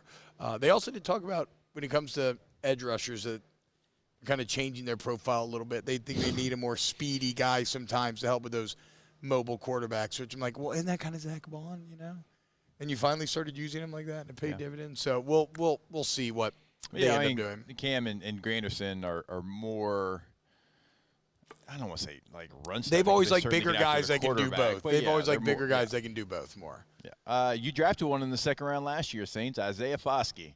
Well, and again, Triplett mentions that in his piece, basically saying that was the idea behind Foskey, and it just didn't pan out. God, second round pick. Speaking of not panning out, we got to go to break. But coming up next, I want to talk a little bit about Trevor Penning. Keep it locked right here on Off the Bench. Off the Bench with Hester and T-Bob. Coleman Roofing and Construction. You like reliable and respected roofing companies? You old Triple R. You like Coleman Roofing and Construction. Look, they are the most complete roofing company in Louisiana. Complete in both their coverage, right? I mean, they cover all of the state. They cover the entire Gulf South region. Complete in what they offer you. I don't care if it's a giant commercial job or relatively small residential job. They got your back. The most complete in what they actually do. You got some water damage on the interior from these recent homes, and guess what? Any drywall, sheetrock, whatever, they do it, okay? That's why it's roofing and construction, okay? So hit up Coleman today.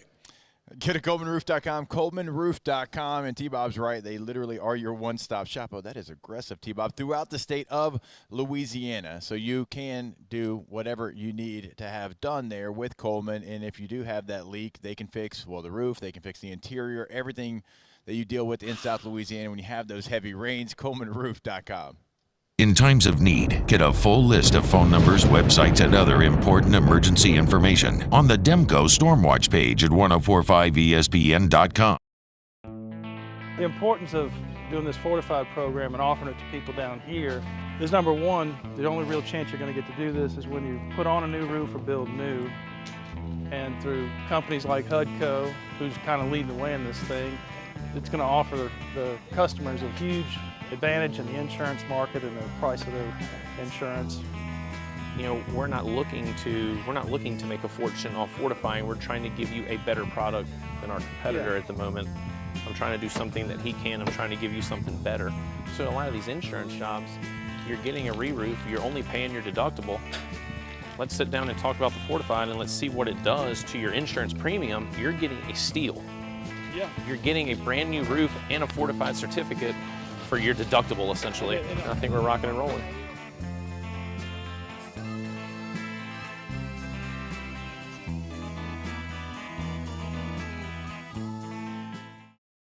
Electricity is all around us, and our families depend on it. Every day is sparked by the power of a cold drink or a warm meal, a movie night, and a comforting light at the end of a dark hallway. From sunrise to sunset, playtime to bedtime, our team is ready to take care of your electrical needs. Even in the case of an after-hours emergency, the light in your life shines brighter with Mr. Electric. Hey, it's Matt Moscona. For years, you've heard me tell you about Insurance Network of Louisiana, helping you find better coverage for less money. But it's not just for your home and auto. They also offer commercial property. So, retail stores, professional offices like doctors, dentists, attorneys, clothing boutiques. Insurance Network of Louisiana can find you better coverage for less money. They service the entire state of Louisiana, and they're local. So call today at 293-0450 or lainsurance.net. Yo, Jake here from my friends over at Community Steel Company located in Gonzales, Louisiana. The local place you can turn to for all of your metal building needs. Notice I said local, not Houston, not Dallas, not Atlanta, but right here in Gonzales. Visit them at their brand new state-of-the-art website at communitysteelco.com or pick up the phone and give them a call today to answer all of your questions on your metal buildings, roofing and sheet metal, and any other steel needs you or your business need at 225-647-2020. Happy New Year from your friends at Front to Back Boat Service. And what better way to kick off your new year than by taking your boat to the next level? Get the boat of your dreams, and that's where Front to Back comes into play. You want that spot lock trolling motor that's going to keep you right there on the water where you need to be. How about some forward-facing sonar that actually shows you the fish before you even cast? Custom stereo jobs, all of it. Sherman family's been doing it for 30 years.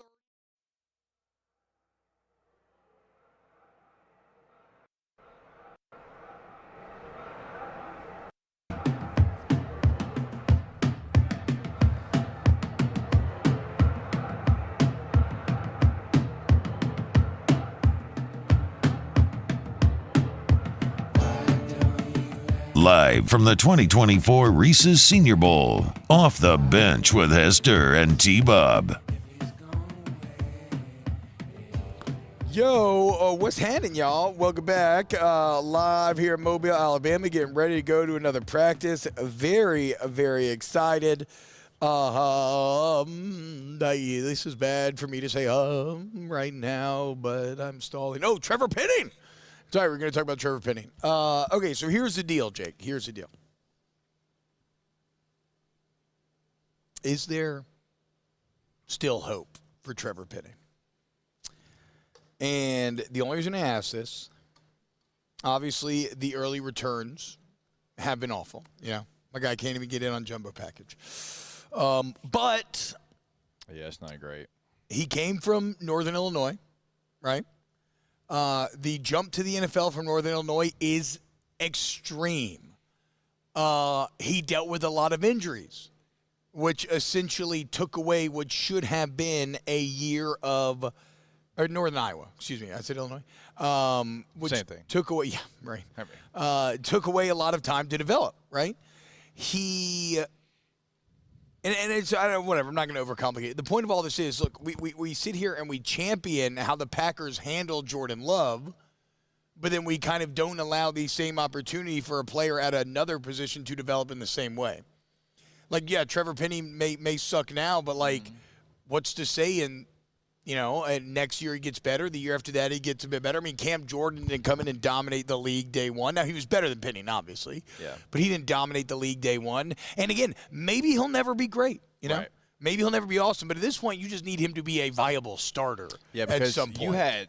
You had guys off the street playing before he did. Literally off the street. Yeah. They were, but NFL vets, like off the street. Right. I'm surprised they haven't tried to kick him down to guard. They talked about that. Jeff Ireland said they that moved Pete out to tackle, and he's kind of been a swing player. Like, a lot of times if you struggle on an island, but you're still a little bit of a mauler, like that's kind of your MO, like move him down to guard. And even if you're tall nowadays, I feel like tall interior linemen exist more and more. I mean, you still got Ethan Posick at 6'7", balling out for the Browns at center. So you see more of that. Because you got to get something out of a first-round pick. You can't have a first-round offensive lineman that can't get in on a jumbo package. No. I mean, what are we doing here? Like, there's got to be some development in his game that you can get something out of him. Yeah, and so I think that I guess I just wanted to offer the Jordan Love perspective there, right? Like, I know everybody's frustrated with Penning and whatnot, but I do want to allow some room for growth because growth happens over time, and he got dealt some bad hands at the beginning of his career, along with trying to make a jump from Northern Iowa to the NFL, which is extreme, y'all. I mean, it is the probably the best player he faced in his career at Northern Iowa is who he's going against every day in every practice, and then some guys who are way better because they're the best in the NFL. So, look. And Jordan Love's awesome now. Jordan Love's set for 3 years.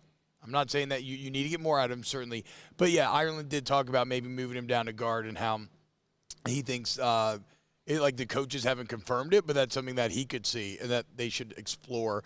One other thing that I thought was a bit telling from Jeff Ireland, and this is me reading between the lines. I am projecting here. But he was asked about the 2017 draft, right, which is – Marshawn Lattimore, Ryan Ramczyk, Alvin Kamara, I think Alex Anzalone. Hendrickson in that? Maybe Hendrickson as well. It's like legendary, right? It's up there with the 09 draft or 06 draft that set the Saints up for years. Here's what Ireland had to say. He said, because he kind of pointed out, I mean, yeah, it was a great draft, but like, look at the number of picks he said we had. Quote, we had a top 11 picks. We had a top 11 pick. We had 2 picks in the first round. We had 3 picks in the third round. So you've got some ammunition. Oof. You've got to be well-equipped with the resources to have a 2017 draft. We haven't had those kind of resources at the top of the draft in terms of first 3 rounds. If we're armed with that, we got a better chance. That's fascinating to me. Because that feels like a disconnect between Mickey Loomis and Jeff Ireland, right? Yeah. Why in the world... If Jeff Ireland's done very good in New Orleans for the most part, college scouting, why in the world are you continuing to prioritize just going all in on one guy and wasting resources for one guy instead of trying to just create more ammunition like Ireland is clearly asking you to do? Yeah, because you have a history of just going all in, just completely Nobody trades all up in. more than the Saints. Right, and you look at that draft. You had Marshawn Lattimore at 11, Ryan Ramczyk at 32, Marcus Williams at 42, Alvin Kamara at 67, Alex Anzalone at 76, Trey Hendrickson at 103. And again, and Anzalone, Kamara, and Hendrickson, third-round picks. So you had 5 or 6, is that 6? That's 6 picks in the first 3 rounds. So, yes, still incredible. They hit on every single one of those. Yeah. But, again, to Ireland's point, yeah, we had 6 picks in the top 3 rounds. Like, that's a great setup to have. And so it just becomes interesting then that it seems like lessons were not learned from that draft in terms of protecting those resources, trying to create more of those resources. Instead, you've kind of continued to disrespect it in a way and just be like, those picks don't really matter. We're going to move up. We're going to get our guy. That's where you create your team. Like, you create your team through those picks. First-round picks are great. They can be game changers.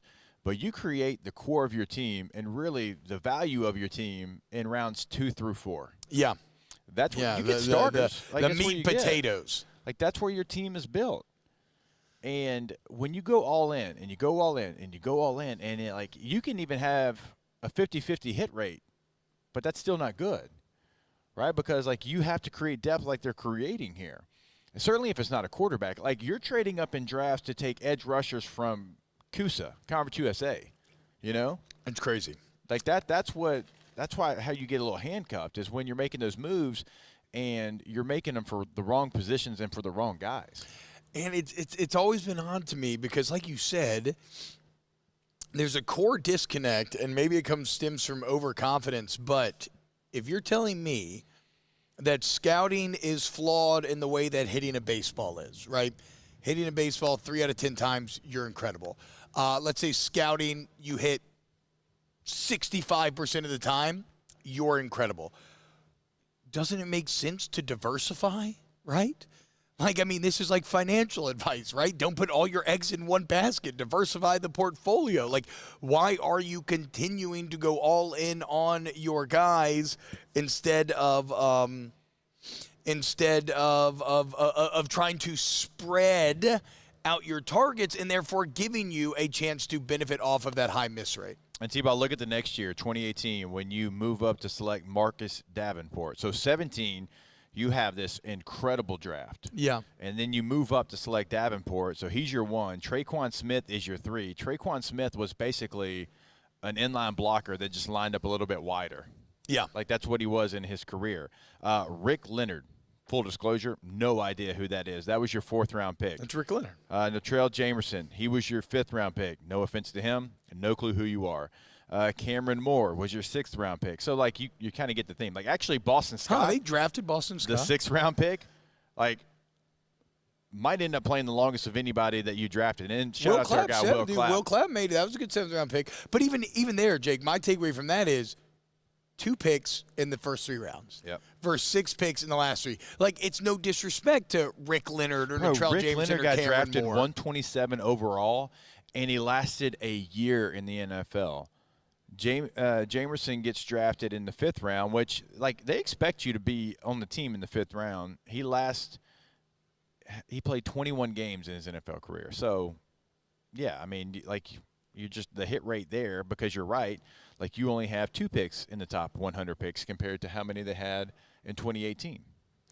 So I don't, I guess the takeaway there is Loomis and Ireland need to get on the same page. You need to start prioritizing creating those resources to build better foundations with the team. And you have to do it now, Jake, because you're the oldest roster in the league, you know? And it's a great way to try to get younger. All right. When we get back here on OTB, we're going to wrap up with a little Ask the Bench. Keep it locked.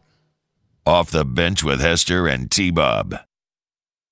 K2Z window coverings, KTOZblinds.com. You want window coverings that wow? You want K2Z. Look at me. Oh, damn it. The light stopped working. I was going to do a light thing. But the point is, nobody understands light better than Brandon Barton and K2Z. He's been at this for literally his entire adult life, right? And so you don't even appreciate the depth of the interplay between your home, its architectural design, and how it interacts with the sun. He does. And he knows it from all angles, literally and figuratively, any time of the day. And so when he comes in your home, you're going to be blown away by how much you learn about what he can offer you and the improvements that he can make to your home, be it a starter home, the home of your dreams, whatever it may be. If you want to take it to the next level, you want K to Z, go to KTOZblinds.com. Our listeners fire off their opinions on the jimsfirearms.net hotline at 499-1045. Keep listening for your next chance to shoot us your thoughts with the jimsfirearms.net hotline on 1045 ESPN Baton Rouge. There it is, the extra mile, on the border of expected and extraordinary for those willing to go further, like vans customized for work or play, with safety and tech to keep you connected. Supported by a 5-star sales, service, and finance team. And backed by the 1-star you know. So go the extra mile. It's never crowded because so few have what it takes to go there. Mercedes-Benz Vans.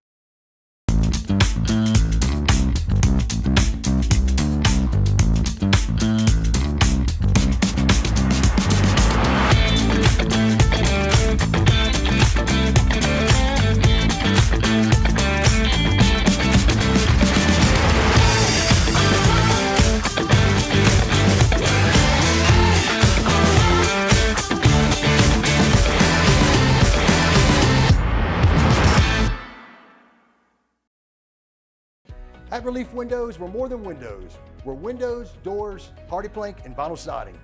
But our number one product is always customer satisfaction. Visit us online at reliefwindows.com. Oh, by the way, we do shutters too. Happy New Year from your friends at Front to Back Boat Service. And what better way to kick off your new year than by taking your boat to the next level? Get the boat of your dreams, and that's where Front to Back comes into play. You want that spot lock trolling motor that's going to keep you right there on the water where you need to be. How about some forward-facing sonar that actually shows you the fish before you even cast? Custom stereo jobs, all of it. Sherman family's been doing it for 38 years. Go to fronttobackboatservice.com.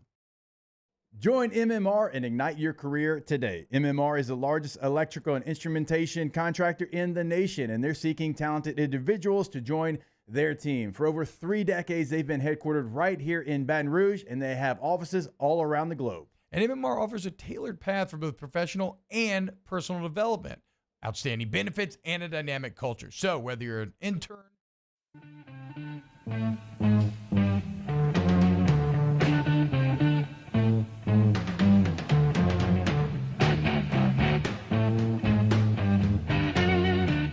Live from the 2024 Reese's Senior Bowl, Off the Bench with Hester and T-Bob. Yo, what's happening, y'all? T-Bob Jacob Rivers hanging out with you here on site in Mobile, brought to you by MMR. Shout out to Rivs doing some great on-site producing. Shout out to Taylor and Alondra doing some great production work back home. As always, I do want to remind you, Rejuve Medical, if you need to fight that aging, right? You want to feel younger, better, stronger, faster. You want to be able to, burn the candle at both ends. Who at the Owls at night, soar with the Eagles during the day. Rejuve can help you get there. Fight the untreated effects of aging there in Baton Rouge, Metairie, Slidell, now Shreveport as well. And look, maybe it's HRT, maybe it's semaglutide, maybe it's something like B vitamin shots. The point is, they're going to draw your labs, see what your body needs, and they're going to customize a plan for you. RejuveMeMedical.com. Restore me, refuel me, rejuve me. Let's do some Ask the Bench, brought to you by Cold Curse Light, Vizzy Art Filter, Blue Moon Light, Sky Citrus Sweet. Where did y'all eat last night? Oh, nausea. I think it was the name of it, Noja. It was great. It was a fantastic little spot, great vibe here in downtown Mobile. I think kind of like outskirt downtown Mobile, like maybe a couple streets over, but it was great. It was fantastic. Like a nice little set menu, like appetizer, salad, entree situation. You get to choose from, you know. That's I did not go out anywhere last night, and then I was going to get. I was like, I'm kind of hungry. I'll just grab like a Hot Pocket, and my microwave didn't work. So I took that as the Lord telling me that you don't need this Hot Pocket at 9:30 at night. That you should be in that dungeon since you weren't a foxhole guy and come out with your brother. Yep. Yeah. And That's why the microwave broke. Yep. Yeah, exactly. it was. Karma. Because T-Bob's going to play I with his agree. friends that he doesn't know. He knows them, but he doesn't know them instead of coming out and hang with the partners. What was it? Yeah. I mean, look, I have no defense. I know. I went to Shadowfang Keep. That's why you didn't get your Hot Pocket. And I didn't even get the staff. Damn it. Yeah. Ask the bench. Favorite Mardi Gras song? I'm a basic boy. I really like Mardi Gras Mambo. Pumps me up. Yeah. It's the one that we hear the most. Ask the bench. You guys are going to go to the USS Alabama Park? No, I have like 97 responsibilities after the show finishes today, so. Ask the bench. You're either all broadcasting or in practice today. We both did yesterday. I am not today. You can still catch Jake, Sirius XM 84. But actually, no, you're doing the show from here today. Yeah, I'm actually doing it. So I'm going to practice. Yeah, because, we're all going to practice. We've got Shane Beamer that we're recording with, and also I think we're getting Kalen DeBoer. His first interview, I think, since he sit down without Alabama media since he got the job. So I think we're getting those two today, and maybe we get BK tomorrow. Bob Boucher, the lawnmower, says La Floroditas. I need to check it out. I was going to go. So before I started playing video games, I was going to do something where, and I love doing this stuff. I was going to just go out completely alone and go start drinking at Floroditas and then just kind of see where the waves of the universe were going to take me, but then I got lazy, started to play games. So I'll probably go there today, for sure. Ask the bench, did last year of drinking scare you for this year, T-Bob? No, it's just, but there is the temptation of, man, what if I wasn't, painfully hungover tomorrow? and that just, knowing that I probably wanted to go kind of hard tonight, that kind of ended up pushing me across the finish line. And again, once the PJs come on, that was tough, dude. And you said they found their way onto your body. Don't even remember putting them on. All of a sudden, they levitated. I looked in the mirror, and there I was in my full Star Wars PJs. No idea. He does mean full Star Wars top and bottom. I saw him. Yeah. All-Star break coming up. 3-point shooting contest or dunk contest? Dunk contest. As tight as it was to watch Peja Stojakovic, win that every year he was in it. The Vince Carter dunk contest is a core memory of my childhood. Even though I heard that in Sabrina, is it Ionescu? I don't know if I'm pronouncing it correct. But I heard her and Steph Curry are going to do a 1v1, which is going to be tight because they're both robots. Yeah. Is Mobile really known as the Taint of the South? No. I love Mobile. Okay, so don't hit me with that crap. Take a lap. Would you rather do Mardi Gras or go skiing for a week? I would say skiing because I love it, and I haven't been in years. And, Mardi Gras is awesome, but we go to Mardi Gras all the time. So, yeah, snowboarding for sure. Never been, so I have no idea. Ask the bench, how many times has being with Jake got you a chance to talk to him big name in the NFL? A few times. I mean, meeting Dominic yesterday was a pretty big deal. That's an NFL GM. We saw Dan Marino that one time. Oh, yeah. That was cool. Yeah. Who we saw that night? We saw Jack Del Rio that night, which you had, your old man knew Jack, right? Yeah, they were roommates. That's what it was. At one point. So I think I threw that out to him. Okay, we love you. We'll see you tomorrow. More to be. Off the bench with Hester and T-Bob. Just on the clock there, guys. Patient Plus Surgery Care, patientplusuc.com. patientplusuc.com. You need to get in and get better. Me and Rivs feel a little under the weather right now.